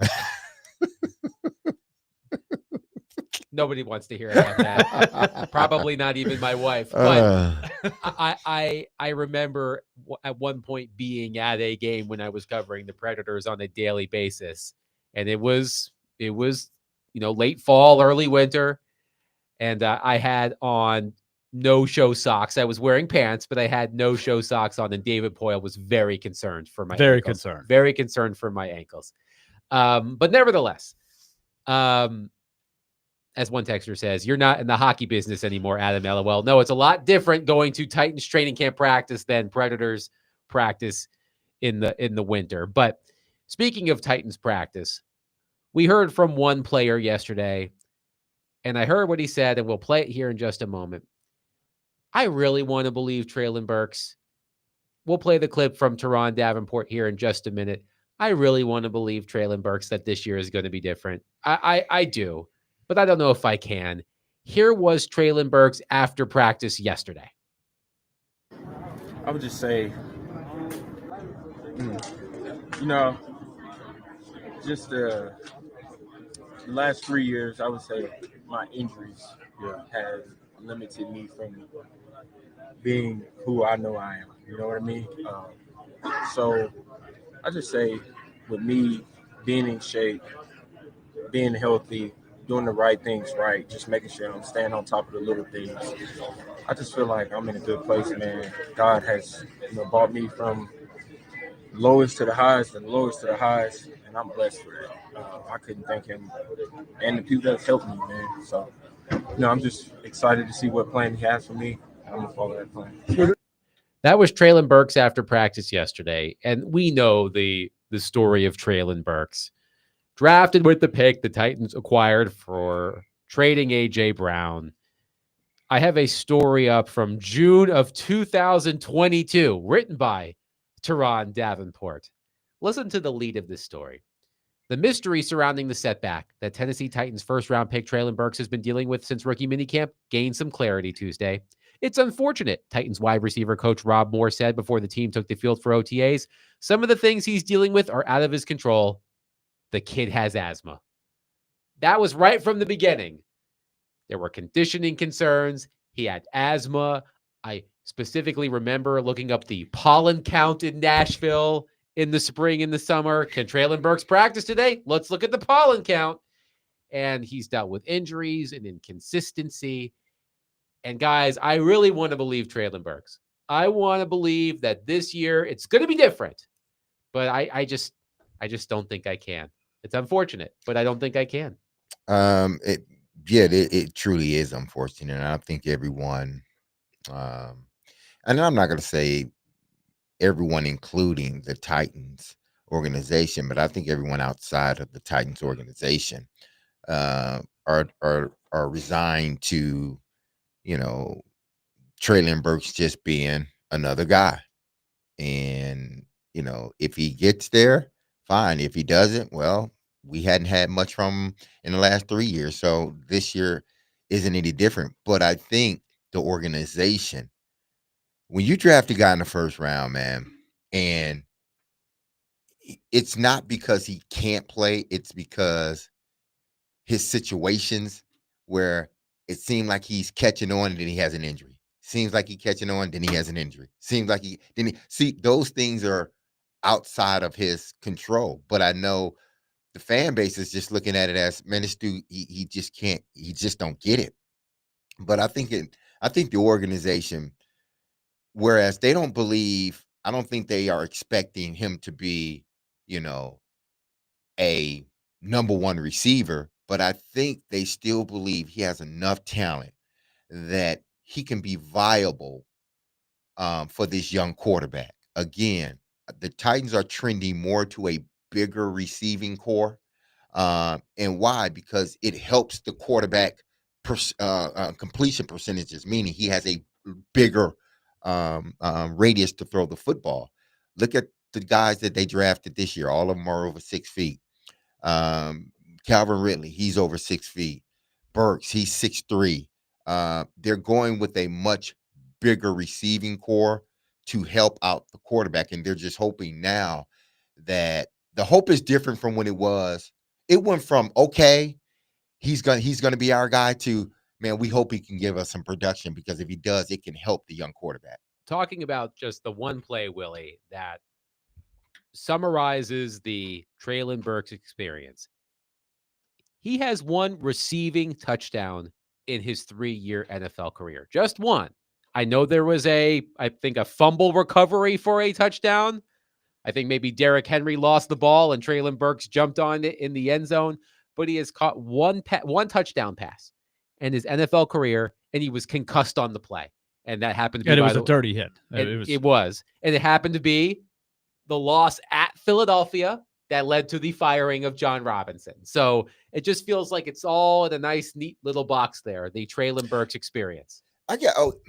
When I was out there yesterday, and there were a few people on site, and I was talking to, I can't quite remember who it is now.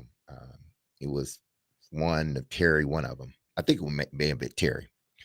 And he and I were just discussing Treylon Burks and just receiving core as a whole.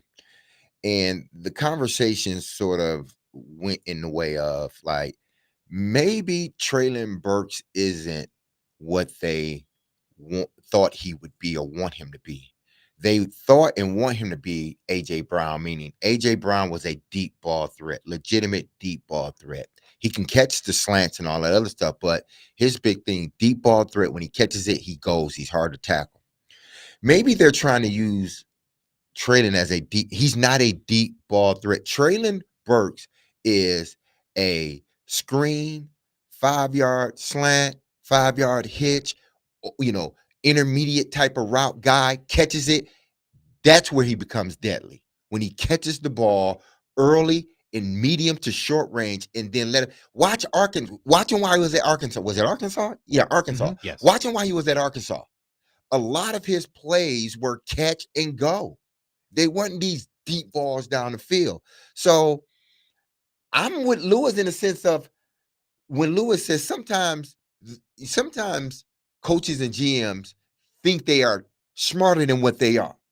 Maybe they were trying to make Trent, and I did say when Vrabel and him was here, maybe they're using him wrong. Maybe they're not using him the way he needs to be used. He's a guy that get him the ball quickly in his hands and then let him go. That's who Treylon Burks is. Treylon Burks isn't a guy that's going to run you consistent deep post or deep 9 routes or, deep post or corner routes. He's not that guy. What he's going to do and do it effectively, run those shallows, run those intermediate routes, run those slants, get him on a rub, pick play in twins, let him get the ball in his hands, and then get up the field. That's who Treylon Burks is. He is hard to tackle, but they keep trying to use him as a deep ball threat, and he's not that guy. I think the number one thing for Treylon Burks is he's got to shake the tag, because there are people throughout NFL history whose bodies are just not cut out for the rigors of the pro game. It's a fact. He won't be alone. It's not like you can blame him. Sometimes it's just not your thing. I think a lot of people have shown promise coming out of college, and then they just can't stay on the field. So he's got to shake that.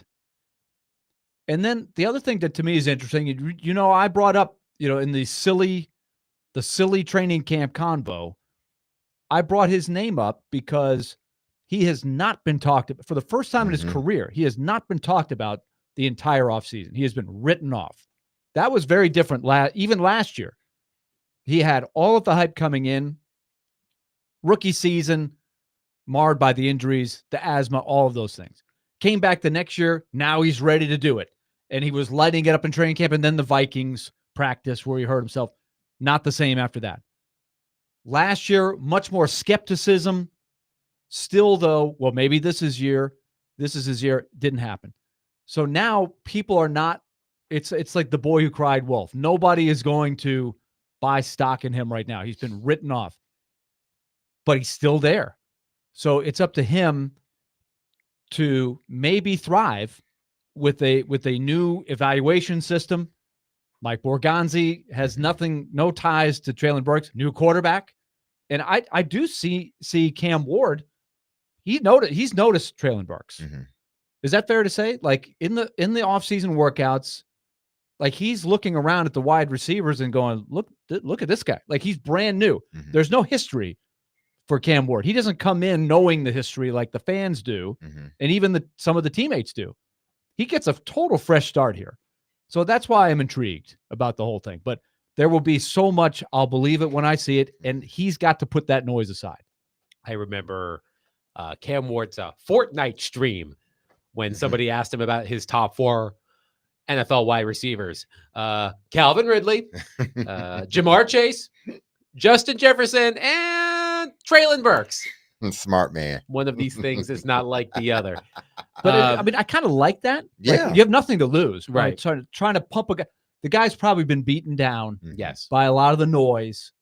And I can understand the idea. I don't know if he's intentionally doing, but kind of like, hey man, you're pretty good. Mm-hmm. Hey man, keep coming out here. Confidence. I'm the new guy. I don't care about what happened before.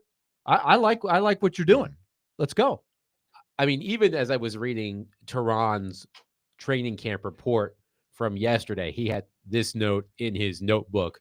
Quote, this was from yesterday. Treylon Burks and Jarvis Brownlee Jr. got tangled up as they went up for a pass along the sideline from Ward. Burks got up slowly, but said he was fine after practice. But when I read Burks got up slowly, I said, oh no. He's going to lead the camp in getting up slowly. Just know that going in. Yes. But every time you see Burks get up slowly, you're gonna rub your head a little bit and just go, oh man, not again. So I want to believe in Treylon Burks. He seems like a stand-up guy, and it's been a rough go for him here. I want to believe it.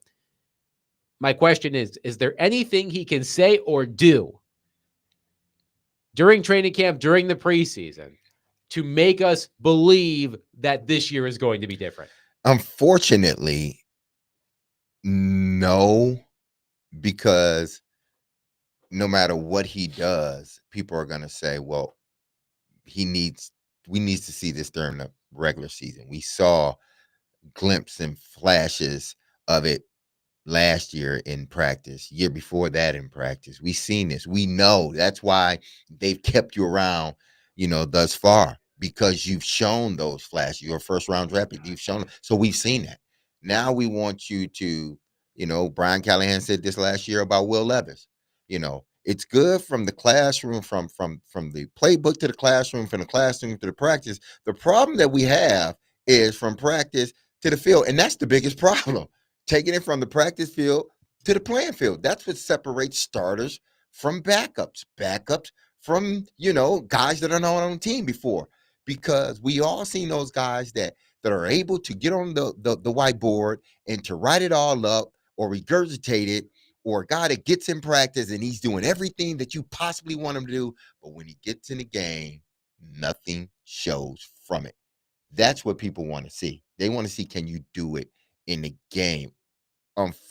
Fortunately and unfortunately, no matter what he does in camp, people are going to say, well, let's just wait until the season. If he does it, if it continues during the season, then okay. Caleb on our text line said, Big Joe said he doesn't think Burks will be on the team week 1. Well, Willie, let's talk about the land of opportunity for the wide receivers here in Tennessee. If you if you had to rank Burks along with the rest of the wide receivers on the roster in terms of the likelihood that they make the team out of camp, where would you put Burks right now? If this is the big if, or just in the general pecking order of wide receivers. Let's establish this. He is the most talented wide receiver that they have with the complete tools. If you're just looking at the physical attributes, forget about the mental toughness, forget about the ability to stay on the field, put those aside. The physical tools, he's the best. I would take him over Ridley. Just body type, all the things that you look for in the tools. Now, that's not the issue with him. But I would say, given that, even if you disagree with me, he's among the top. Maybe you would take Ridley. I don't know. But he can't rank any lower than second or third. So he makes the team based on his physical tools. It's, does he stay on the field? So if he stays on the field, which is a big if, I think he makes the team. Why would you not keep him? Unless these fourth-round picks or Restrepo, or whoever these guys are, come out of nowhere and blow you away. But there's been plenty of people who catch passes in training camp that don't turn into anything because they're just not quite good enough. I use Mason Kinsey as the extreme example. Mason Kinsey's going to catch passes in this training camp. He's going to have times where he's like, man, this guy's pretty good. And he is, but let's not mistake him for Treylon Burks. So it's such an enigma, but I think if he stays on the field, I would keep him around. He's not killing your salary cap. You're looking for guys that have a ceiling, and you'd love it to be, they need some luck. They need to have a great story or two. Not a Cinderella story where they make the playoffs, but they need some finds unexpectedly. Like that would be an unexpected find, is Burks somehow has some production for you. Yeah, there's absolutely an opening, because after Ridley as wide receiver one, the pecking order of wide receivers at the moment, at least, is unclear. It's open market. It's wide open. It's the land of opportunity. Now, to Joe's point, if he's what he has been, he'll get hurt, and he won't be able to play. Right? Yeah. And therefore, you'd be like, well, why do we even have him here? Well, but they don't have other guys pushing him that are as good as him. I think that these rookie guys are going to be the push that he may need. And I think a lot of it does depend on how those guys are developing. Io Manor and DK. If those guys are progressing the way the Titans hope and believe, then that's gonna further push Treylon Burks down. They're gonna squeeze him out more. Nonetheless, they're gonna squeeze him out. So if they are productive during camp and they show that they are ready to go, then if Treylon isn't having a wonderful camp or an outstanding camp, then those two rookies are going to squeeze him out, and he's going to find himself not necessarily off the team, but he's going to find himself fighting for snaps once the season gets started. 615-737-1025. Is there anything that Treylon Burks can say or do in the preseason during training camp that will make you feel any differently about him after the rough start to his NFL career? 615-737-1025. Coming up next, I want to revisit a question that Derek posed to us earlier in the program. We'll do that next. 615-737-1025. Willie Donick, Derek Mason, Adam Vingan, 102.5, 106.3 The Game.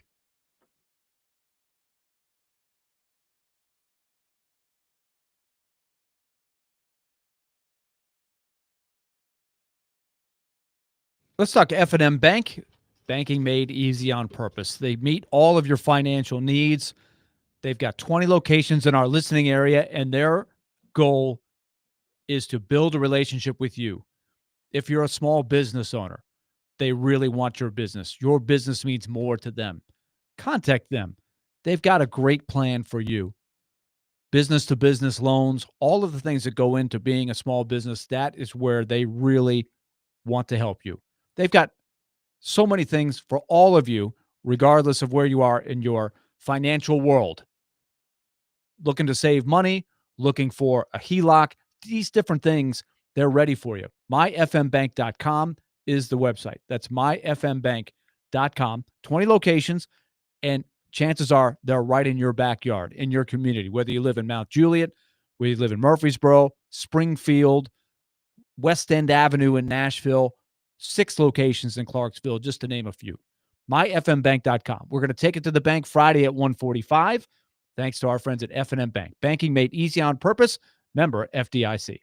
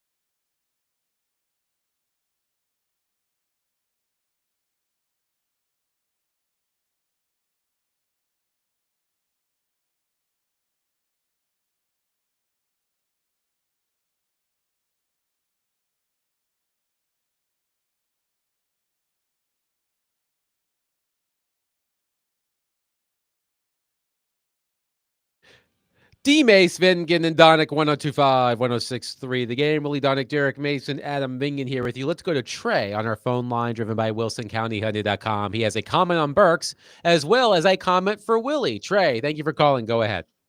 Hey guys, how y'all doing today? Good. Hey Willie. Hey Willie. Hey, Hey, Trey. I read your wife's story. I heard about her passing, and man, what a wonderful woman and wife that you had. And I'm praying for you and your family, man. I know you'll get through it, but wow, she was wonderful, wonderful, wonderful. And I just wanted to say,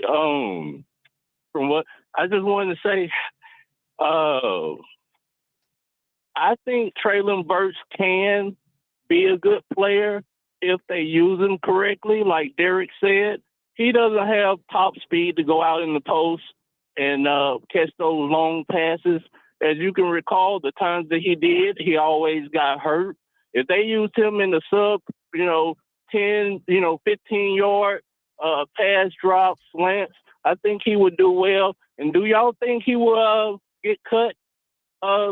Or do you think he'll be on the team? And again, Willie, my condolences go out to your family, man. Thank you. And y'all have a good day, okay, buddy? Yeah. All right. I love y'all. Y'all take care. Thanks, Trey. Listen,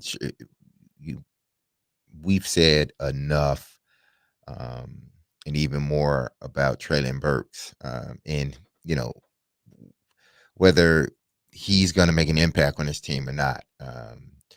The organization, I think, has gotten to the point, and they showed everybody. And they even showed Treylon Burks by drafting 2 wide receivers in the 4th and 5th round, and then bringing in a young Van Jefferson.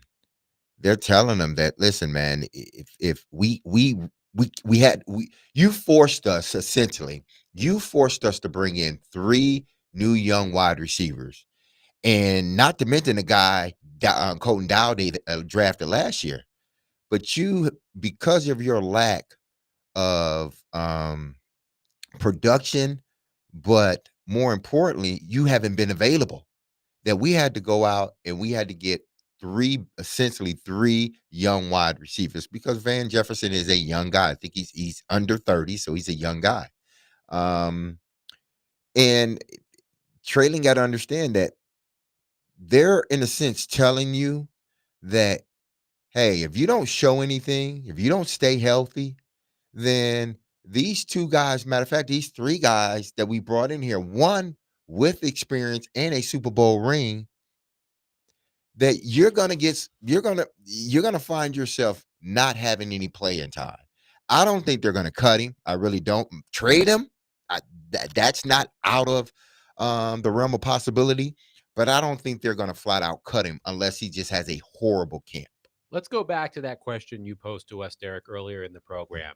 Which unit, offense or defense, is better positioned to help Cam Ward in his rookie season? And I do find it to be an interesting question because, for example, the best player on the team, Jeffrey Simmons, plays on the defensive side of the ball. However, the defense, despite having one of the best yards allowed per game numbers of last season, also had some of the worst points per game allowed numbers last season. Remember, thanks to CBS Sports, if I recall the stat correctly, the Titans were the first team since the 1960 Chicago Bears to rank in the top 3 in yards allowed per game and the bottom 3 in points allowed per game, keeping in mind that there were, 13 teams in the NFL back in the early 60s. So what the Titans did last season was quite historic from a defensive standpoint. But on the other side, there is the worst collection of playmakers in the NFL, according to Bill Barnwell at ESPN.com. So I'm not sure I know how to answer that question. I think you could make a case either way, but where do you fall on it? I think if you just look at, let's just say the top 3 players on their team. Now, in my mind, based on the season last year and where potentially it's headed, 2 of the 3 best players are on defense, and both of them are within the interior line.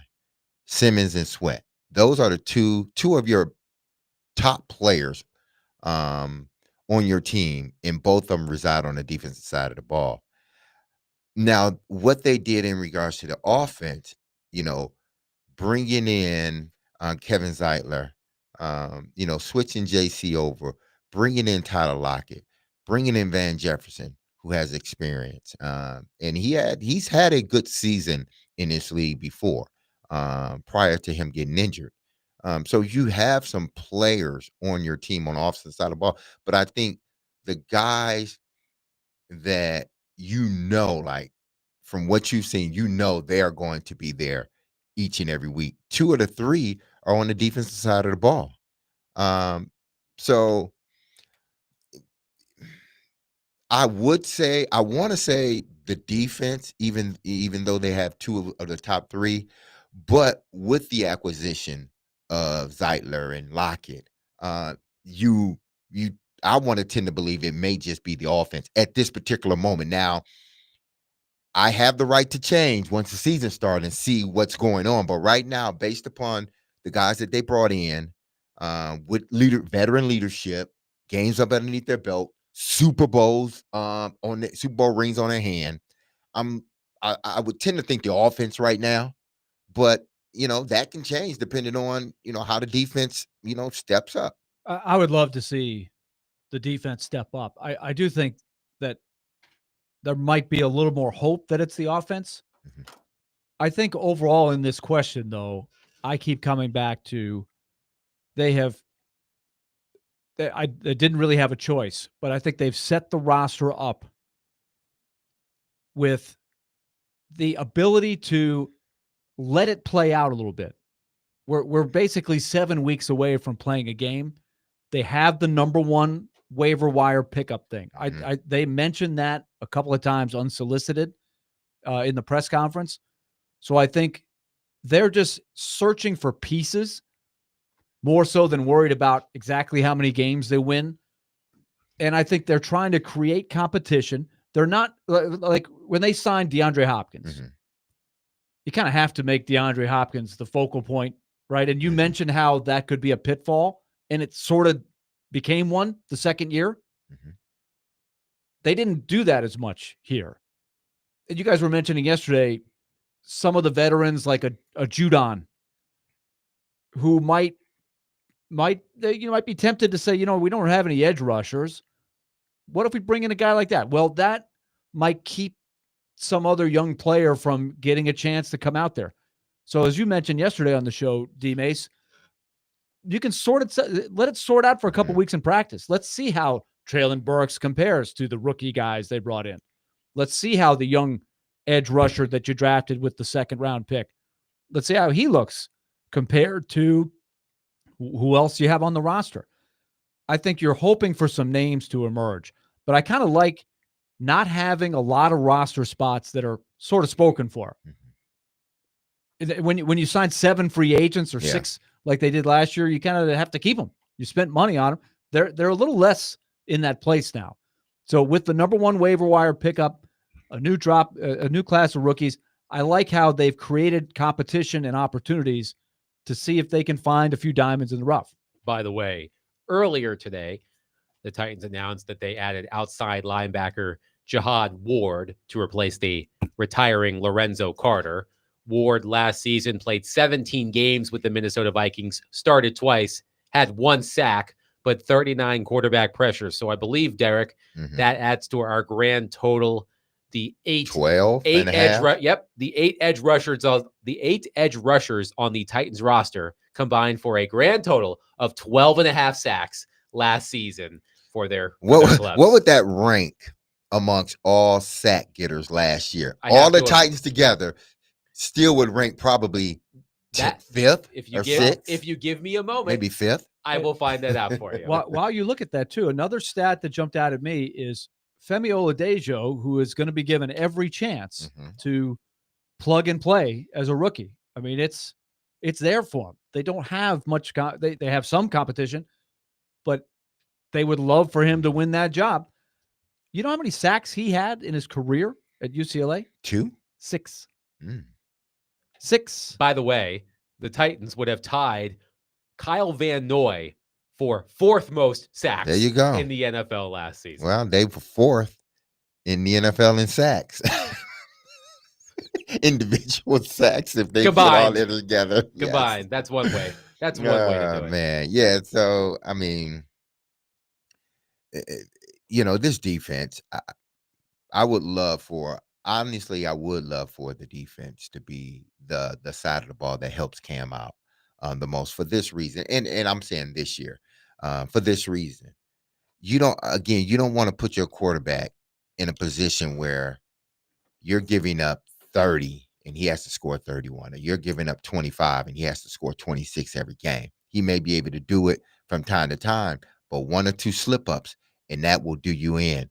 Ask who was one of these high-powered teams out there and they couldn't stop nobody. Who was it? I forgot who it was. But when you past season, yeah, it was a high score or no. We were discussing. Who are we discussing?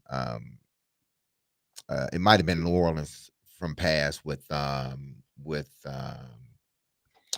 Saints did have some bad yeah, defenses. no. But I'm saying when they were one of the highest scoring teams in the National Football League, when they drafted the quarterback out of Florida State, Jameis Winston, when they drafted Jameis Winston, and he had 35 touchdowns but 35 interceptions For the Buccaneers, yep. Yeah, for the Buccaneers, not the Saints. I don't know why I said the Saints, because he played for the Saints. He played for the Saints. Same division as exactly. But yeah, that's great. Or no, we were talking about Cincinnati. That's who we were talking about. When you score 27, 28 points, but where did that get Cincinnati? Nowhere. You got to make quick trip home. Why? Because they couldn't stop anyone. So on one hand, it's great to have your offense for a young quarterback to be one of the best in the league. But if you're not able to stop anyone, then you're going to end up like the Cincinnati Bengals, where you in offensive statistical categories, you're probably tops in just about all of them. But then you flip the coin over and you are horrible on defense. Speaking from your personal experience, in 2008, the Baltimore Ravens finished 11th in the NFL in points for, third in points against. Your Ravens averaged 24.1 points per game, allowed 15.3 points per game. It's damn near 10-point swing, 10-point gap. So, and that's good for a young quarterback. Why? Because the pressure isn't on my shoulders to go out there and throw for 3 or 4 touchdowns every single game. If it happens, that's great, but I don't want to have to put my quarterback in a pressure situation like that every game. 615-737-1025. David James, you need to turn that hat the right way, young man, because Jarrett Stillman is coming up next. Willie's got his hat on right. Derek's got his hat on right. Yes. David, put your hat on right, my friend, because you don't want Jarrett to see you with a backwards hat. I don't want that smoke. Do not incur the wrath of Jarrett Stillman for wearing a backwards cap. Jared will join us next. Willie Donick, Derek Mason, Adam Vingan, 102.5, 106.3 The Game.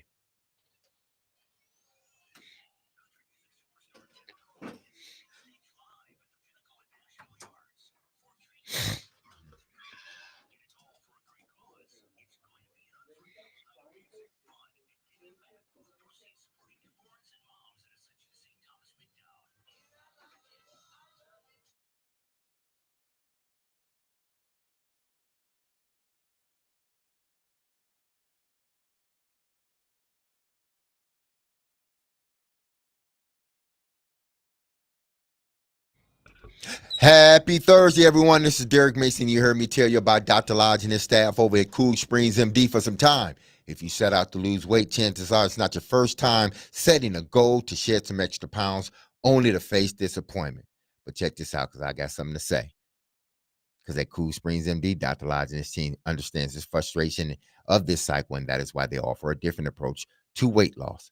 They have all the answers, people, because their comprehensive weight loss program is led by Dr. Jeffrey Lodge and addresses the root cause of weight gain with tailored nutrition, exercise, blood test supplements, and more. They will customize a program specific to you and you only, as they did for me. They customized a program specific to me, and I have dropped over 10 pounds. So if it can happen for me, it can happen for you. So connect with Dr. Lodge at CoolSpringsMD.com today to schedule your appointment for a personalized weight loss plan just for you. That's Cool Springs MD, where your weight loss journey becomes a success story.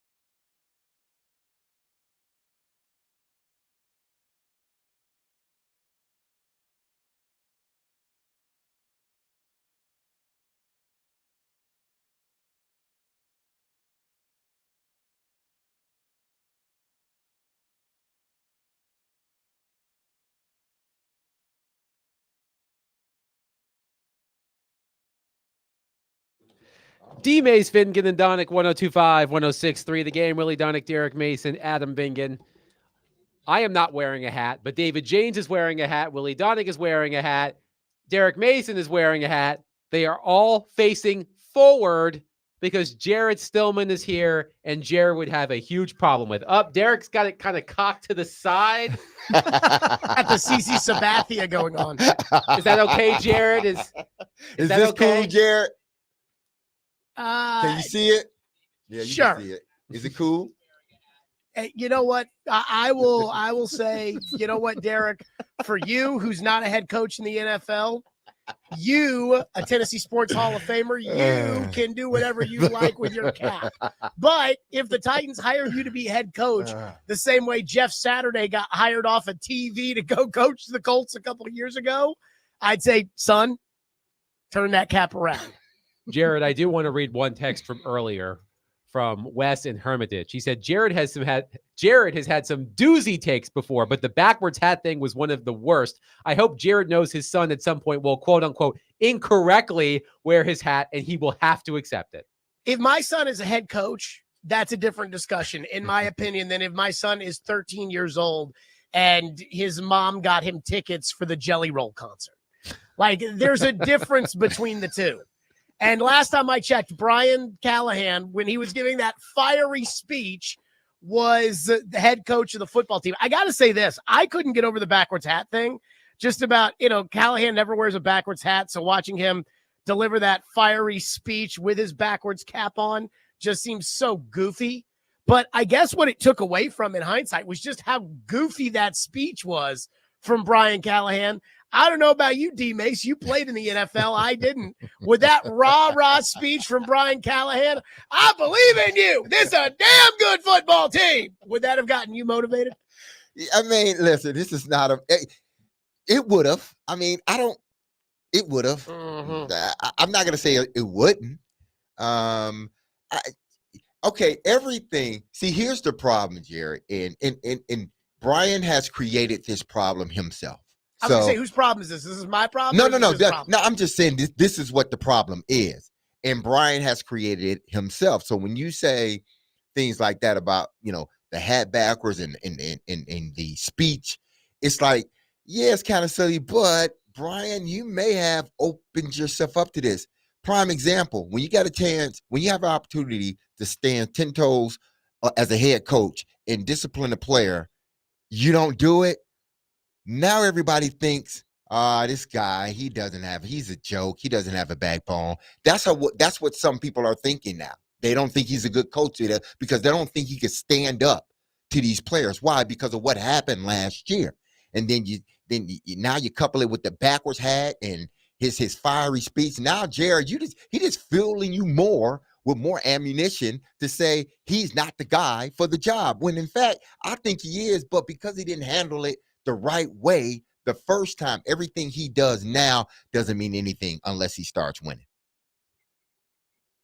Any thoughts on that, Jared? Yeah. Well, I would just say that when it came to Brian Callahan, I do feel like what they did when they looked for a coach, and I like Callahan, and I hope it works out for Callahan. I don't think it's going to work out for Callahan. I don't even know if they think it's going to work out for Callahan. I mean, they're up there giggling about the idea of trying to compete for the Super Bowl. But I do think that they went out of their way to find somebody to be the head coach that was the exact opposite of Mike Vrabel. And Brian Callahan, I think in some of the worst ways, is the exact opposite of Mike Vrabel. And I think in some of the good ways is the exact opposite of Mike Vrabel.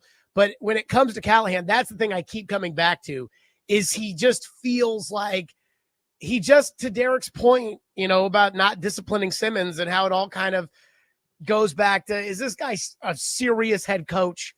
I think it goes back to him being too nice, being kind of a pushover, and that being, when he was hired, the quintessential reason, because there's a lot of things you can say about Mike Vrabel.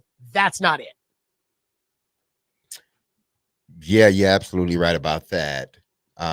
Jared, I know that I know that you had some incredibly kind words to say about Aaron Donick yesterday. Of course, Willie back in here, and I was, here's what I loved about your story yesterday.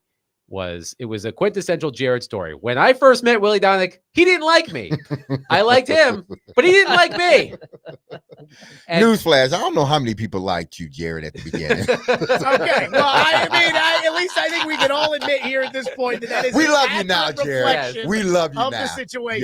Yes, but we love you now. I thought it was an incredibly touching tribute, but now that Willie is here on the air, I know Willie would like to thank you for what you said. Well, I just off the air, you reaching out to me, Jared, and what you've posted. I did not get a chance to hear what you said. I do plan on going back and listening, but I appreciate the kind words that you said about her, and I am well aware of the backstory for sure. Here's what I was thinking about this before I came on. I didn't know if we were going to talk about this or not, but I thought about this before I hopped on air.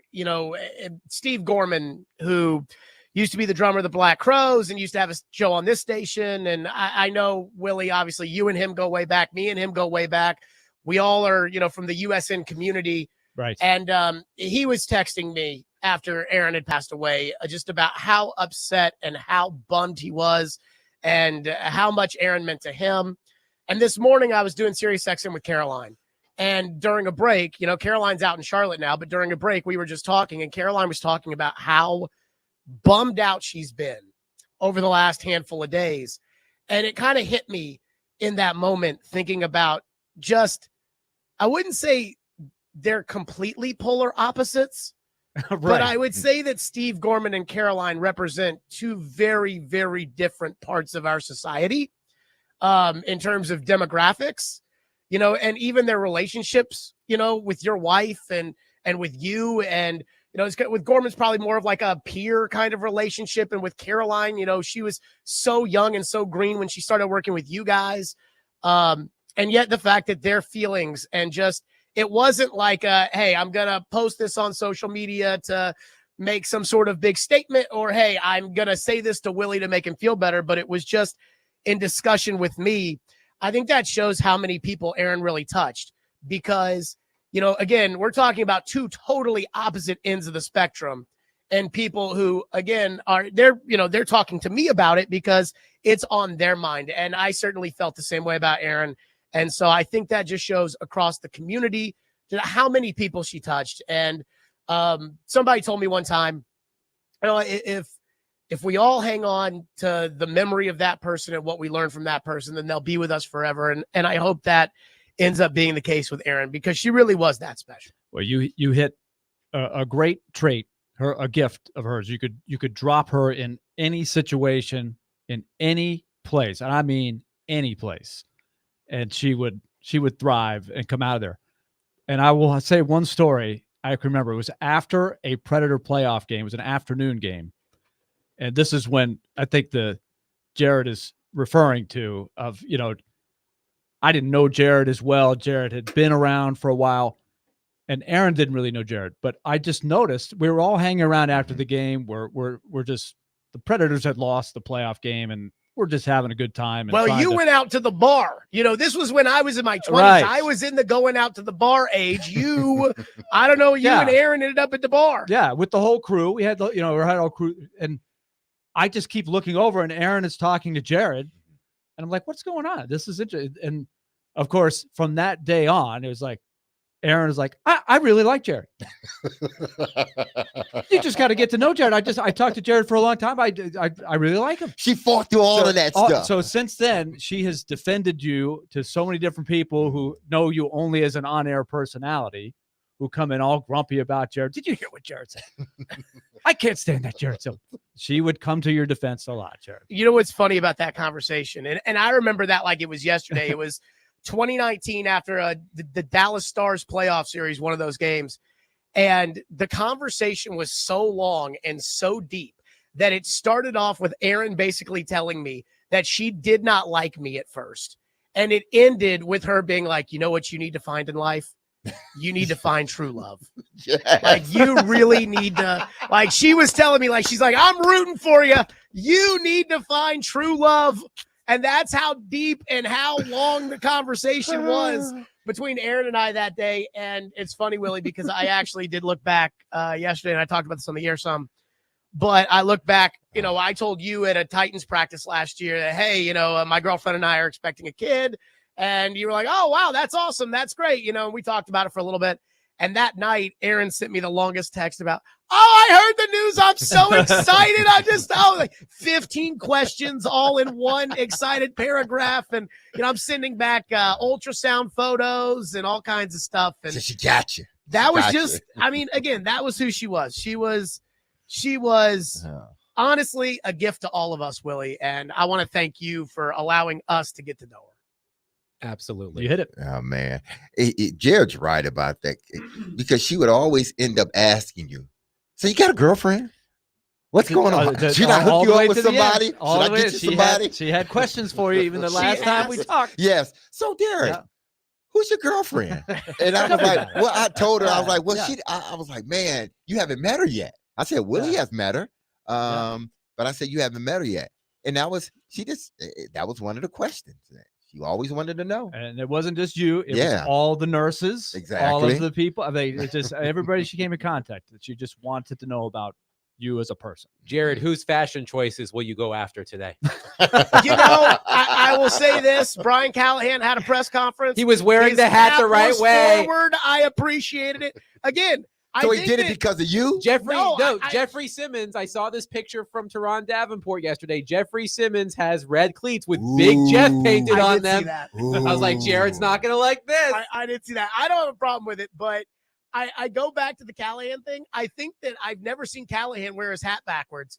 And that video was like a behind the scenes video. So maybe behind the scenes, he wears his cap backwards, but because he knows he's a head coach in the NFL, when he's in front of cameras, he always has it forward. So again, let's, as my Uncle Mark would say, turn that cap around. Did we just hear Jared say, oh, I don't care about the cleats. So Jared, don't bring the cleats up none this season. If I hear Jeffrey a segment Simmons. today, Jeffrey Simmons painted his own name on his cleats. How selfish.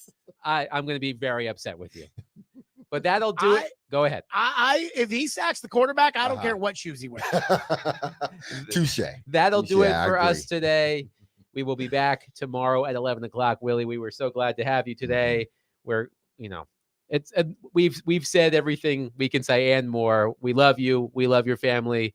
We continue to mourn the loss of Aaron. We're glad that you're here. It was great for all of us to have you here today. And I thank everybody on all fronts. I love Nashville, and I love all of the support that me and my family have received. Well, as usual, be love on your people. Have a safe, blessed, wonderful Thursday. Aaron, we are going to miss you. We love you from the 1025 family and for everyone in Nashville. Peace.